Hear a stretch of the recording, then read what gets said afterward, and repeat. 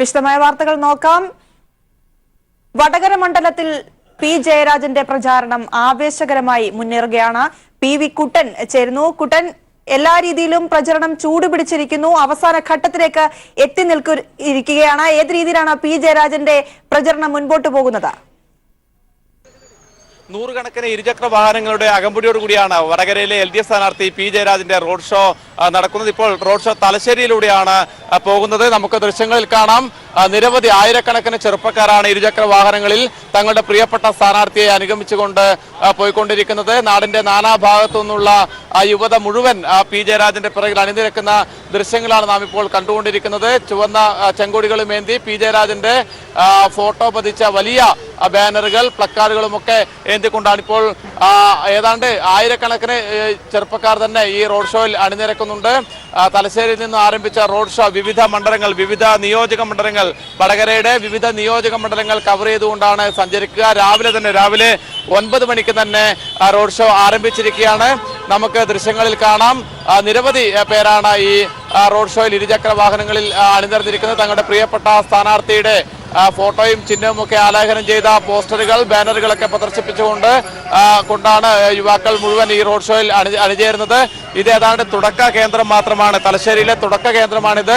ഓരോ പ്രദേശങ്ങളിലും ഇതിന്റെ ഇരട്ടിയിലധികം ആൾക്കാർ വിവിധ മേഖലകളിൽ നിന്ന് എത്തിച്ചേരുന്ന ഒരു സാഹചര്യമാണ്, ഒരു കാഴ്ചയാണ് നമുക്ക് കാണാൻ വേണ്ടി സാധിക്കുന്നത്.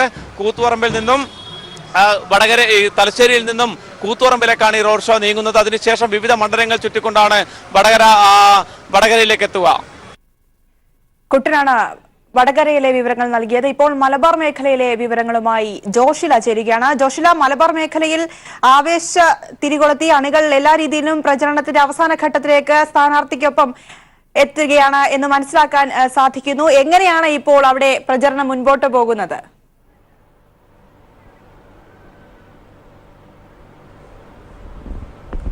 തീർച്ചയായും നേരത്തെ അല്പസമയം മുമ്പ് കുട്ടൻ പറഞ്ഞതുപോലെ തന്നെ വടകരയിൽ സ്ഥാനാർത്ഥികളുടെ റോഡ് ഷോ വളരെ ആവേശപൂർവ്വം നടക്കുകയാണ്. അതുപോലെ തന്നെ കാസർഗോഡ് മണ്ഡലത്തിൽ KP സതീഷ് ചന്ദ്രനാണ് ഇടതുപക്ഷ സ്ഥാനാർത്ഥിയായി മത്സരിക്കുന്നത്. അതുപോലെ തന്നെ രാജ്മോഹൻ ഉണ്ണിത്താനാണ് വലതുപക്ഷത്ത് ശക്തനായ സ്ഥാനാർത്ഥിയായി മുന്നോട്ട് വന്നിരിക്കുന്നത്. എന്തായാലും നേരത്തെ തന്നെ AKG അടക്കം ജയിച്ചുപോയ മണ്ഡലം, അതിനുശേഷം ഇങ്ങോട്ട് ഇടതുപക്ഷത്തിന് കൃത്യമായ അടിത്തറയുള്ള മണ്ഡലം, ഇത്തരം ഒരു രീതി വെച്ചുകൊണ്ട് ഇടതുപക്ഷത്തിന് കൃത്യമായ ഒരു അടിത്തറയുള്ള മണ്ഡലം എന്നുള്ള രീതിയിൽ KP സതീഷ് ചന്ദ്രൻ യുവജനങ്ങളുടെയും അതുപോലെ തന്നെ SFIയിലൂടെയും വളർന്നു വന്ന ഒരു നേതാവാണ്, ജനങ്ങളുമായി ഏറെ ബന്ധമുള്ള ഒരു നേതാവാണ് എന്നുള്ള നിലയിൽ കഴിഞ്ഞ ദിവസം നടന്ന റോഡ് ഷോകളിലെല്ലാം തന്നെ വളരെയധികം ബഹുജന പങ്കാളിത്തം ഉണ്ടായ റോഡ് ഷോകളായിരുന്നു കാസർഗോഡ് നിയോജക മണ്ഡലത്തിൽ നടന്നുകൊണ്ടിരുന്നത്.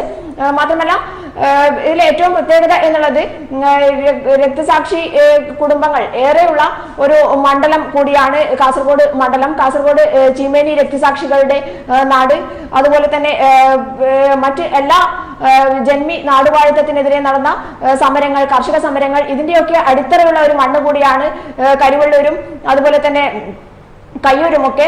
ഇതിന്റെയൊക്കെ ഒരു പ്രതിഫലനം ഇടതുപക്ഷത്തിന്റെ ആവേശം എന്നുള്ള രീതിയിൽ നേരത്തെ തന്നെ സ്ഥാനാർത്ഥി നിർണയം കഴിഞ്ഞു. ഏറ്റവും ഒടുവിലാണ് വലതുപക്ഷ സ്ഥാനാർത്ഥി നിർണയം അവിടെ കഴിഞ്ഞത്. രാജ്മോഹൻ ഉണ്ണിത്താനാണ് അവസാനമായി എത്തിയ ഒരു സ്ഥാനാർത്ഥിയാണ്. ഇത്തരത്തിൽ ഇടതുപക്ഷം പ്രചാരണ പ്രവർത്തനത്തിൽ മുന്നേറ്റം നേടുന്ന ഒരു സ്ഥിതിയാണ് നമുക്ക് കാസർഗോഡ് ജില്ലയിൽ കാണാൻ സാധിച്ചിട്ടുള്ളത്. എന്തായാലും ഇന്നത്തെ കൊട്ടിക്കലാശം ഇത് ഏറ്റവും ആവേശപൂർണമായ ജനപങ്കാളിത്തത്തോടു കൂടിയുള്ള ശക്തി പ്രകടനമായി മാറാനാണ് സാധ്യത. അതുപോലെ തന്നെ കണ്ണൂർ ജില്ലയിലേക്ക് വരുമ്പോൾ കണ്ണൂർ ജില്ലയിൽ കണ്ണൂർ പാർലമെന്റ് മണ്ഡലത്തിൽ കെ സുധാകരൻ വലതുപക്ഷ സ്ഥാനാർത്ഥിയായും PK ശ്രീമതി ടീച്ചർ ഇടതുപക്ഷ സ്ഥാനാർത്ഥിയായും മത്സരരംഗത്തേക്ക് വരുന്നു. കഴിഞ്ഞ 2 തവണ മണ്ഡലം തിരിച്ചുപിടിച്ചുകൊണ്ട് നിലനിർത്തിയ ഒരാളാണ് PK ശ്രീമതി ടീച്ചർ. അതുകൊണ്ട് തന്നെ 3ാം തവണയും ഇടതുമുന്നണി ഏൽപ്പിച്ചിരിക്കുന്നത് PK ശ്രീമതി ടീച്ചറെയാണ്. ഇത് നിലനിർത്തുക എന്നുള്ള ഒരു ദൗത്യം അത് കൃത്യമായി ഏറ്റെടുത്തുകൊണ്ട് മുന്നോട്ട് നീങ്ങുന്ന കാഴ്ചയാണ് നമുക്ക് PK ശ്രീമതി ടീച്ചറുടെ ഭാഗത്ത് നിന്ന് നമുക്ക് കാണാൻ സാധിച്ചിട്ടുള്ളത്. മലയോര മേഖലയാകെ കഴിഞ്ഞ ദിവസങ്ങളിൽ നടന്ന റോഡ് ഷോകൾ, അതുപോലെ അമ്മമാരുടെയും സ്ത്രീകളുടെ പങ്കാളിത്തം, കുട്ടികളുടെ പങ്കാളിത്തം, യുവജനങ്ങളുടെ പങ്കാളിത്തം, ഇതുകൊണ്ടൊക്കെ തന്നെ മണ്ഡലത്തിന്റെ വിവിധ ഭാഗങ്ങളിൽ നിന്ന് ധർമ്മടം അടക്കമുള്ള മണ്ഡലങ്ങൾ, ഇടതുപക്ഷത്തിന് കൃത്യമായ ഭൂരിപക്ഷമുള്ള മണ്ഡലങ്ങൾ ഇവിടെ കണ്ണൂർ മണ്ഡലത്തിലുണ്ട്. അതുകൊണ്ട് തന്നെ വ്യക്തമായ ഒരു ഭൂരിപക്ഷം നേടി വിജയിക്കാനുള്ള സാധ്യത ഇടതുപക്ഷം മുന്നിൽ കാണുന്നുണ്ട്. അത് മാത്രമല്ല നേരത്തെ തന്നെ കെ സുധാകരൻ ഒരു സ്ഥാനാർത്ഥിയായി വരുമ്പോഴുണ്ടായ പ്രശ്നങ്ങൾ, അദ്ദേഹത്തിന്റെ പരസ്യങ്ങളിലുണ്ടായ വിവാദങ്ങൾ, സ്ത്രീകളെ പാർലമെന്റിൽ അയച്ചാൽ ഒന്നും സാധിക്കില്ല എന്നുള്ള രീതിയിൽ സ്ത്രീകളെ ആക്ഷേപിച്ചുകൊണ്ടുള്ള പരസ്യങ്ങൾ, ഇതൊക്കെ തന്നെ വിവാദമായ ഒരു ഘട്ടം കൂടിയാണിത്. അതുകൊണ്ട് തന്നെ ഇടതുപക്ഷത്ത് പ്രവർത്തിക്കുന്ന അല്ലെങ്കിൽ CPIM അടക്കമുള്ള എല്ലാ യുവജന നിരയും സ്ത്രീ പങ്കാളിത്തം വളരെ അധികം കാണാൻ കഴിയുന്ന റോഡ് ഷോകളാണ് നമുക്ക് കണ്ണൂർ മണ്ഡലത്തിൽ കാണാൻ സാധിച്ചിട്ടുള്ളത്. അതേസമയം തന്നെ കെ സുധാകരൻ വിജയിക്കണം എന്ന് ഉറപ്പിച്ചുകൊണ്ട് മണ്ഡലത്തിൽ മത്സരിക്കാൻ ഇറങ്ങിയതാണ്. അത്തരത്തിലുള്ള ഒരു കെ സുധാകരന്റെ അണികൾ തന്നെ അത്തരത്തിലുള്ള ഒരു പ്രവർത്തനം മണ്ഡലത്തിൽ കാഴ്ചവെക്കുന്നുണ്ട്. എന്തായാലും ഇന്നത്തെ കണ്ണൂർ മണ്ഡലത്തിലെ റോഡ് ഷോയും അവസാനമായി നടക്കുന്ന ശക്തി പ്രകടനം കൊട്ടിക്കലാശവും വളരെ ഗാംഭീര്യത്തോടു കൂടി നടക്കും എന്നാണ് പ്രതീക്ഷിക്കുന്നത്. അതേസമയം വയനാട് മണ്ഡലത്തിൽ നമുക്കറിയാം, ദേശീയ രാഷ്ട്രീയ ശ്രദ്ധ പിടിച്ചുപറ്റിയ മണ്ഡലമാണ് വയനാട്. രാഹുൽ ഗാന്ധിയുടെ വരവ്, അതേസമയം തന്നെ രാഹുൽ ഗാന്ധി എന്തിന് അമേഠി വിട്ട് വയനാടേക്ക് എത്തുന്നു എന്നുള്ള ഒരു വിവാദം അവിടെ നിലനിൽക്കുന്നുണ്ട്. അമേഠിയെ ഉപേക്ഷിച്ചുകൊണ്ട് ഇടതുപക്ഷത്തെ നേരിടാനായി, അതായത് RSSന്റെയും BJPയുടെയും വർഗീയതയ്ക്കെതിരെ മത്സരിക്കേണ്ട ഒരാളെന്ന നിലയിൽ അതൊക്കെ ഉപേക്ഷിച്ചുകൊണ്ട് വയനാട് മണ്ഡലത്തിൽ മത്സരിക്കുന്നു. ഇതൊക്കെ തന്നെ ഒരു വിവാദത്തിന് കാരണമായിട്ടുണ്ട്. മാത്രമല്ല ഇടതുപക്ഷത്തിനെതിരെ പറയാൻ താൻ ഒന്നും പറയില്ല എന്നുള്ള രാഹുൽ ഗാന്ധിയുടെ പ്രസ്താവന, ഇതിനെതിരെ ഇന്നലെ കഴിഞ്ഞ ദിവസങ്ങളിലെല്ലാം തന്നെ ഇടതുപക്ഷ നേതാക്കൾ കൃത്യമായ മറുപടി നൽകിയിരുന്നു. രാഹുൽ ഗാന്ധി എന്തുകൊണ്ടാണ് ഇടതുപക്ഷത്തെ നേരിടാത്തതിന് കാരണമായി കൃത്യമായി ചില വാദങ്ങളും ഇടതുപക്ഷം മുന്നോട്ട് വെച്ചിട്ടുണ്ടായിരുന്നു. ഇത് കാർഷിക മേഖലയാണ് വയനാട്. കാർഷിക മേഖലയിൽ നേരത്തെ ഉണ്ടാക്കിയ ASEAN കരാർ, ഘാട്ട് കരാർ അടക്കമുള്ള വിഷയങ്ങൾക്ക് മറുപടി, കർഷകരെ ദുരിതത്തിലാക്കിയ ഈ കരാറുകൾക്ക് മറുപടി കൃത്യമായും രാഹുൽ ഗാന്ധി UPAയുടെ പ്രതിനിധി എന്നുള്ള നിലയിൽ അല്ലെങ്കിൽ കോൺഗ്രസിന്റെ പ്രതിനിധി എന്നുള്ള നിലയിൽ പറയേണ്ടി വരും എന്നുള്ള കാര്യം ഇന്നലെ തന്നെ CPM സംസ്ഥാന സെക്രട്ടറി കോടിയേരി ബാലകൃഷ്ണൻ ഉന്നയിച്ചിരുന്നു. ഇത്തരത്തിലുള്ള വിവാദങ്ങൾ, അതുപോലെ ആദിവാസിയായ ജോഗിയെ വെടിവെച്ചു കൊന്നതിനുള്ള ഉത്തരം ആന്റണി നൽകേണ്ടി വരും. ഇതൊക്കെ കാരണമാണ് ഇടതുപക്ഷത്തോട് നേരിട്ട് ഏറ്റുമുട്ടാൻ രാഹുൽ ഗാന്ധി തയ്യാറാവാതിരുന്നത് എന്നുള്ളതാണ് ഇന്നലെ കോടിയേരി ബാലകൃഷ്ണൻ. മലബാർ മേഖലയിൽ പ്രചരണത്തിന്റെ അവസാന ഘട്ടത്തിൽ സ്ഥാനാർത്ഥികളും അണികളും മുന്നണികളും എല്ലാം വളരെ വലിയ ആവേശത്തിൽ തന്നെയാണ്. അവിടെ നിന്നുള്ള വിശദമായ വിവരങ്ങളാണ് ജോഷില നൽകിയത്. ഇപ്പോൾ നമുക്കൊപ്പം വിഷ്ണു പ്രസാദ് കൂടി ചേരുന്നുണ്ട് കൊച്ചിയിൽ നിന്നും. വിഷ്ണു, എങ്ങനെയാണ് കൊച്ചിയിൽ P രാജീവിന്റെ പ്രചരണം ആവേശകരമായി മുന്നേറുന്നത്? അവസാന ഘട്ടത്തിലേക്ക് എത്തുന്നു. ഇന്ന് കൊട്ടിക്കലാശം. എത്രത്തോളം ജനപിന്തുണയാണ് ഈ അവസാന ഘട്ടത്തിലും അദ്ദേഹത്തിന് ലഭിച്ചുകൊണ്ടിരിക്കുന്നത്? പ്രിയ, എറണാകുളത്തിലെ തെരുവീതികളെ ചുവപ്പണിയിച്ചുകൊണ്ടാണ് രാജീവിന്റെ പ്രചരണം കടന്നുപോയിക്കൊണ്ടിരിക്കുന്നത്. ഇനി കൊട്ടിക്കലാശത്തിന് മണിക്കൂറുകൾ മാത്രം ബാക്കി നിൽക്കെ നിരവധി പേരാണ് രാജീവിനെ എതിരേൽക്കാൻ വേണ്ടി, അല്ലെങ്കിൽ രാജീവിന്റെ ഈ ഒരു അവസാന കൊട്ടിക്കലാശത്തിലേക്കുള്ള യാത്രയെ എതിരേൽക്കാൻ വേണ്ടി റോഡിന്റെ ഇരുവശവുമായി എത്തി നിൽക്കുന്നത്. നമുക്കറിയാവുന്ന പോലെ തന്നെ എറണാകുളം മണ്ഡലത്തിൽ 7 നിയമസഭാ മണ്ഡലങ്ങളാണുള്ളത്. ആ 7 നിയമസഭാ മണ്ഡലങ്ങളിലൂടെയും ഇന്ന് സ്ഥാനാർത്ഥി വിവിധ പ്രദേശങ്ങളിലൂടെ കടന്നു പോകുന്നുണ്ട്. അതുകൊണ്ട് തന്നെ ഈ ഒരു പ്രദേശങ്ങളിലെല്ലാം തന്നെ പ്രവർത്തകർ വലിയ രീതിയിൽ ഒരു സ്വീകരണമാണ് ഒരുക്കിയിട്ടുള്ളത്. ആ ഒരു കാരണം കൊണ്ട് തന്നെ ഇപ്പോൾ നമുക്ക് അറിയാവുന്ന പോലെ തന്നെ തൃപ്പൂണിത്തുറ നിയോജക മണ്ഡലത്തിൽ നിന്നും ഇനി അടുത്ത നിയോജക മണ്ഡലത്തിലേക്ക്, കളമശ്ശേരി നിയോജക മണ്ഡലത്തിലേക്ക് ജാഥ പ്രവേശിക്കുകയാണ്. വഴിനീളെ വലിയ സ്നേഹോഷ്മളമായ സ്വീകരണമാണ് രാജീവിന് ലഭിച്ചുകൊണ്ടിരിക്കുന്നത്. കഴിഞ്ഞ ദിവസം നടന്ന റോഡ് ഷോയിൽ ഉൾപ്പെടെ ഇതിന്റെ ഒരു വലിയ രീതിയിലുള്ള ഒരു ജനപങ്കാളിത്തം നമ്മൾ കണ്ടതാണ്. രാവിലെ ആരംഭിച്ച ഈ ഒരു പ്രചരണം ഇപ്പോൾ തൃക്കാക്കര മണ്ഡലത്തിലേക്ക്, കളമശ്ശേരി മണ്ഡലത്തിലേക്ക് കടക്കുമ്പോൾ വലിയ രീതിയിലുള്ള ഒരു ജനക്കൂട്ടം തന്നെ രാജീവിനൊപ്പമുണ്ട്. ഇരുചക്രവാഹനങ്ങളിലും കാറിലുമായി നിരവധി ആളുകൾ രാജീവിനൊപ്പം അണിനിരക്കുന്നുണ്ട്. നിരവധി സ്വീകരണ കേന്ദ്രങ്ങളിലെല്ലാം തന്നെ ഇത്തരത്തിൽ ആളുകൾ രാജീവിനെ കാണാൻ വേണ്ടി കാത്തു നിൽക്കുകയാണ്. എന്തായാലും ഇനി മണിക്കൂറുകൾ മാത്രമേ ഈ ഒരു കൊട്ടിക്കലാശത്തിന് ബാക്കിയുള്ളൂ. പാലാരിവട്ടം നഗരത്തിൽ വെച്ചാണ് ഇത്തവണ ഇടതുപക്ഷത്തിന്റെ കൊട്ടിക്കലാശം. കൂടാതെ രാജീവിന് ഈ പ്രചരണ ഘട്ടങ്ങളിലെല്ലാം തന്നെ ലഭിച്ച ഏറ്റവും വലിയ മേൽക്കൈ, ഏറ്റവും ആദ്യം സ്ഥാനാർത്ഥിയായി മറ്റ് എതിർ സ്ഥാനാർത്ഥികളെ അപേക്ഷിച്ച് ഏറ്റവും ആദ്യം സ്ഥാനാർത്ഥിയായി എത്താൻ കഴിഞ്ഞു എന്ന് തന്നെയാണ്. രാജീവ് എത്തി 2 റൗണ്ട് പ്രചരണം പൂർത്തിയാക്കിയ ശേഷമായിരുന്നു UDF സ്ഥാനാർത്ഥിയെ പ്രഖ്യാപിച്ചിട്ടുണ്ടായിരുന്നത്. കൂടാതെ നിലവിലെ സിറ്റിംഗ് MP മാറ്റിയതിന്റെ പ്രതിഷേധവും UDFിനുള്ളിൽ ചെറിയ രീതിയിലുള്ള പ്രശ്നങ്ങൾ സൃഷ്ടിച്ചിട്ടുണ്ട്. ഇതെല്ലാം തന്നെ വലിയ ഈ തെരഞ്ഞെടുപ്പിൽ എങ്ങനെ ബാധിക്കുമെന്നുള്ളത് അറിയാൻ ഇനി ഒരു ദിവസത്തിന്റെ അല്ലെങ്കിൽ ഒരു പകലിന്റെ കാത്തിരിപ്പ് മാത്രമാണുള്ളത്. അതേസമയം ഇന്നത്തെ ദിവസം രാജീവിനൊപ്പം അണിനിരക്കുന്നതിലേറെയും വിദ്യാർത്ഥികളും അതുപോലെ യുവജനങ്ങളുമാണ് എന്നതാണ് ഏറ്റവും ശ്രദ്ധേയമായ കാര്യം. ഒരുപക്ഷെ എറണാകുളത്തിന്റെ പൾസറിഞ്ഞ ഒരു രാജ്യസഭാംഗമായിരുന്ന രാജീവ് തന്നെ മതി ലോക്സഭയിലേക്ക് എന്ന് എറണാകുളത്തുകാർ തീരുമാനിച്ചുറപ്പിച്ച കാഴ്ച തന്നെയാണ് എറണാകുളത്ത് നിന്ന് നമുക്കിപ്പോൾ കാണാൻ സാധിക്കുന്നത്. എറണാകുളം മണ്ഡലം പൂത്തോട്ട എന്ന് പറയുന്ന എറണാകുളം ലോക്സഭാ മണ്ഡലത്തിന്റെ അതിർത്തി പ്രദേശത്ത് നിന്നാണ് ഇന്ന് രാവിലെ ഈ ഒരു പ്രചരണം ആരംഭിച്ചത്. അതിനുശേഷം തൃപ്പൂണിത്തറ നിയോജക മണ്ഡലത്തിലൂടെ കടന്നു വന്ന പ്രചരണം ഇപ്പോൾ കളമശ്ശേരി, ഇനി തൃക്കാക്കര, പറവൂർ ഉൾപ്പെടെയുള്ള നിയോജക മണ്ഡലങ്ങളിലും വൈപ്പിൻ, കൊച്ചി, എറണാകുളം എന്ന് പറയുന്ന മറ്റു നിയോജക മണ്ഡലങ്ങളിലും എല്ലാം തന്നെ പര്യടനം നടത്തും. അങ്ങനെ 7 നിയോജക മണ്ഡലങ്ങളിലും പര്യടനം നടത്തിയ ശേഷമായിരിക്കും വൈകിട്ട് 6 മണിയോടെ ഇവിടെ പാലാരിവട്ടത്ത് എറണാകുളം കൊച്ചിയുടെ ഹൃദയഭാഗത്ത് കൊട്ടിക്കലാശം നടത്തി ആവേശോജ്വലമായി അവസാനിക്കുന്നത്. എന്തായാലും വലിയ പ്രതീക്ഷ തന്നെയാണ് രാജീവ് പങ്കുവയ്ക്കുന്നത്. കാരണം കഴിഞ്ഞ ദിവസങ്ങളിൽ നടന്ന പ്രചരണങ്ങളിൽ കലാ സാംസ്കാരിക സാമൂഹിക രംഗത്തെ നിരവധി പ്രമുഖർ രാജീവിന് ഐക്യദാർഢ്യം പ്രഖ്യാപിച്ച് രംഗത്തെത്തിയിരുന്നു. നിരവധി എഴുത്തുകാർ തങ്ങളുടെ വോട്ട് രാജീവിനാണെന്ന് പരസ്യമായി തുറന്ന് പ്രഖ്യാപിക്കുകയുണ്ടായി. ആരോഗ്യരംഗത്തെ പ്രമുഖർ ഉൾപ്പെടെയുള്ളവർ രാജീവിന് വേണ്ടി പ്രചരണത്തിന് ഇറങ്ങിയിരുന്നു. രാജീവ് എന്ന രാജീവിന്റെ വ്യക്തിപ്രഭാവമാണ് എറണാകുളം മണ്ഡലത്തിൽ ഏറ്റവും അധികം സ്വാധീനിക്കപ്പെടുന്നത്.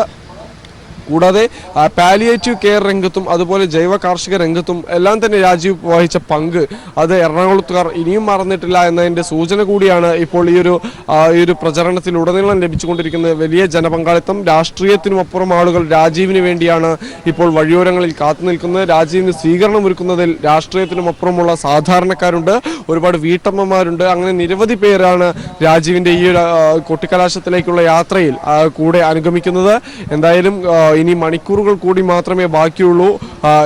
കേരളത്തിന്റെ വാണിജ്യ നഗരത്തെ ഇനി ചെങ്കടലാക്കി മാറ്റാൻ മണിക്കൂറുകൾ കൂടിയേ ബാക്കിയുള്ളൂ.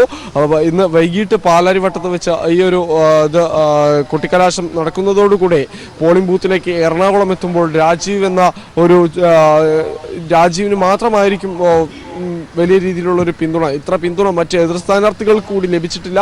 പക്ഷേ ഈ ഒരു പിന്തുണ രാജീവിന് ലഭിക്കുന്നത് ഏറെ ഗുണം ചെയ്യുമെന്ന് തന്നെയാണ്.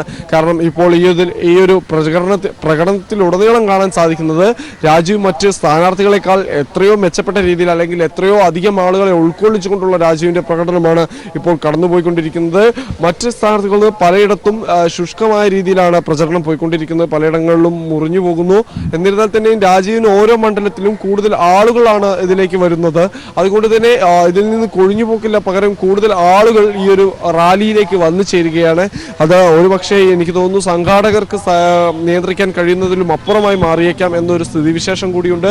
അതുകൊണ്ട് തന്നെ എറണാകുളത്തെ സംബന്ധിച്ച് എറണാകുളത്തിന്റെ തെരുവീതികൾ അക്ഷരാർത്ഥത്തിൽ ചുവപ്പണിയുന്നു എന്ന കാഴ്ച തന്നെയാണ് ഇപ്പോൾ നടന്നുകൊണ്ടിരിക്കുന്നത്. നമുക്കറിയാവുന്ന പോലെ തന്നെ ഈ മറ്റു മേഖലകളിൽ നിന്നുള്ളവർ രാജീവിന് ഐക്യദാർഢ്യം പ്രഖ്യാപിച്ചെത്തുന്നത് രാജീവ് എന്ന് പറയുന്ന വ്യക്തിയോടുള്ള അങ്ങേയറ്റത്തെ ആ ഒരു ഇഷ്ടം അല്ലെങ്കിൽ രാജീവ് എന്ന വ്യക്തി എത്രത്തോളം സ്വീകാര്യനാണ് എന്ന് തന്നെയാണ് സൂചിപ്പിക്കുന്നത്. ഇന്നലെ നടന്ന റോഡ് ഷോയിൽ സിനിമാ താരങ്ങളും അതുപോലെ മഹാരാജാസിലെ പൂർവ്വ വിദ്യാർത്ഥികളും രാജീവിന് വേണ്ടി അണിനിരന്നിരുന്നു. മഹാരാജാസിനെ കുറിച്ച് പറയുകയാണെങ്കിൽ രാജീവ് എന്ന് പറയുന്ന ഒരു പൂർവ്വകാല വിദ്യാർത്ഥിയെ മഹാരാജാസ് എത്രത്തോളം ഹൃദയത്തിൽ ഏറ്റുവാങ്ങുന്നു എന്നതിൻ്റെ ഒരു നേർസാക്ഷ്യം കൂടിയായിരുന്നു കഴിഞ്ഞ ദിവസം നാം കണ്ടത്. അന്നും ഇതുപോലെ മഹാരാജാസിലെ നിലവിലെ വിദ്യാർത്ഥികളും പൂർവ്വ വിദ്യാർത്ഥികളും ഒരുപോലെ കക്ഷി രാഷ്ട്രീയത്തിന് അതീതമായി രാജീവിന് വേണ്ടി അണിനിരന്നു. കൂടാതെ കഴിഞ്ഞ ദിവസങ്ങളിലെല്ലാം തന്നെ 1ാം ഘട്ടം എതിർ സ്ഥാനാർത്ഥികൾ പിന്നിടുമ്പോൾ രാജീവിന്റെ പ്രചരണം 2ഉം 3ഉം ഘട്ടങ്ങൾ പിന്നിടുന്ന കാഴ്ചയായിരുന്നു. തീരദേശ മേഖലകളിൽ എത്തിയപ്പോഴും വലിയ സ്വീകരണമാണ് രാജീവിന് ലഭിച്ചത്. ജൈവകൃഷിക്ക് തന്നെ സമർപ്പിച്ച ഒരു സ്ഥാനാർത്ഥിയാണ് രാജീവ്. അതുകൊണ്ട് തന്നെ രാജീവിന് വേണ്ടി പൊരുവേലി പോലും അവഗണിച്ചുകൊണ്ട് കാത്തുനിന്നവരിൽ കൂടുതലും കർഷകരായിരുന്നു, വീട്ടമ്മമാരുണ്ടായിരുന്നു, പ്രായമായവരുണ്ടായിരുന്നു, കുട്ടികളുണ്ടായിരുന്നു. അവർ ഇപ്പോഴും രാജീവിനൊപ്പമുണ്ട്. ഈ ഒരു പ്രചരണം അവസാന നിമിഷത്തിലേക്ക് കടക്കുമ്പോൾ പ്രചരണം എത്രത്തോളം ചൂടുപിടിച്ചാലും രാജീവ് തന്നെ മതി എറണാകുളത്തിന് എന്ന് പറയുന്ന തരത്തിലുള്ള ഒരു വലിയ രീതിയിലുള്ള ഒരു ജനപങ്കാളിത്തം തന്നെ രാജീവിന് ലഭിച്ചുകൊണ്ടിരിക്കുകയാണ്. പ്രിയ, തീർച്ചയായും വിഷ്ണുവാണ് കൊച്ചിയിൽ നിന്നും വിവരങ്ങൾ നൽകിയത്. പി രാജീവിന്റെ പ്രചാരണം അവസാന ഘട്ടത്തിൽ എത്തി നിൽക്കുമ്പോൾ വലിയ മികച്ച രീതിയിൽ തന്നെ മുൻപോട്ട് പോകുന്നു എന്നാണ് മനസ്സിലാക്കാൻ കഴിയുന്നത്. കഴിഞ്ഞ ദിവസവും രാജീവിന് പിന്തുണച്ചുകൊണ്ട് കൂടുതൽ ആളുകൾ, കൂടുതൽ യുവജനങ്ങൾ, സ്ത്രീകൾ ഉൾപ്പെടെയുള്ളവർ രംഗത്തെത്തിയിരുന്നു. അവസാന ദിവസമായ കലാശക്കൊട്ടിലേക്ക് കടക്കുമ്പോൾ വലിയ രീതിയിലുള്ള ആവേശകരമായ ഒരു പ്രചാരണമാണ് പി രാജീവ് നടത്തിക്കൊണ്ടിരിക്കുന്നത്. ഒപ്പം തന്നെ മറ്റു സ്ഥാനാർത്ഥികളും കൊച്ചിയിൽ പ്രചരണ ചൂടിൽ തന്നെയാണ്. വിവരങ്ങളാണ് കൊച്ചിയിൽ നിന്നും വിഷ്ണുപ്രസാദ് നൽകിയത്. അടുത്തതായി ചാലക്കുടിയിൽ നിന്നും സിബി ചേരുകയാണ് അവിടുത്തെ വിവരങ്ങളുമായി. സിബി, ഏത് രീതിയിലാണ് ചാലക്കുടിയിൽ പ്രചരണം മുന്നേറുന്നത്?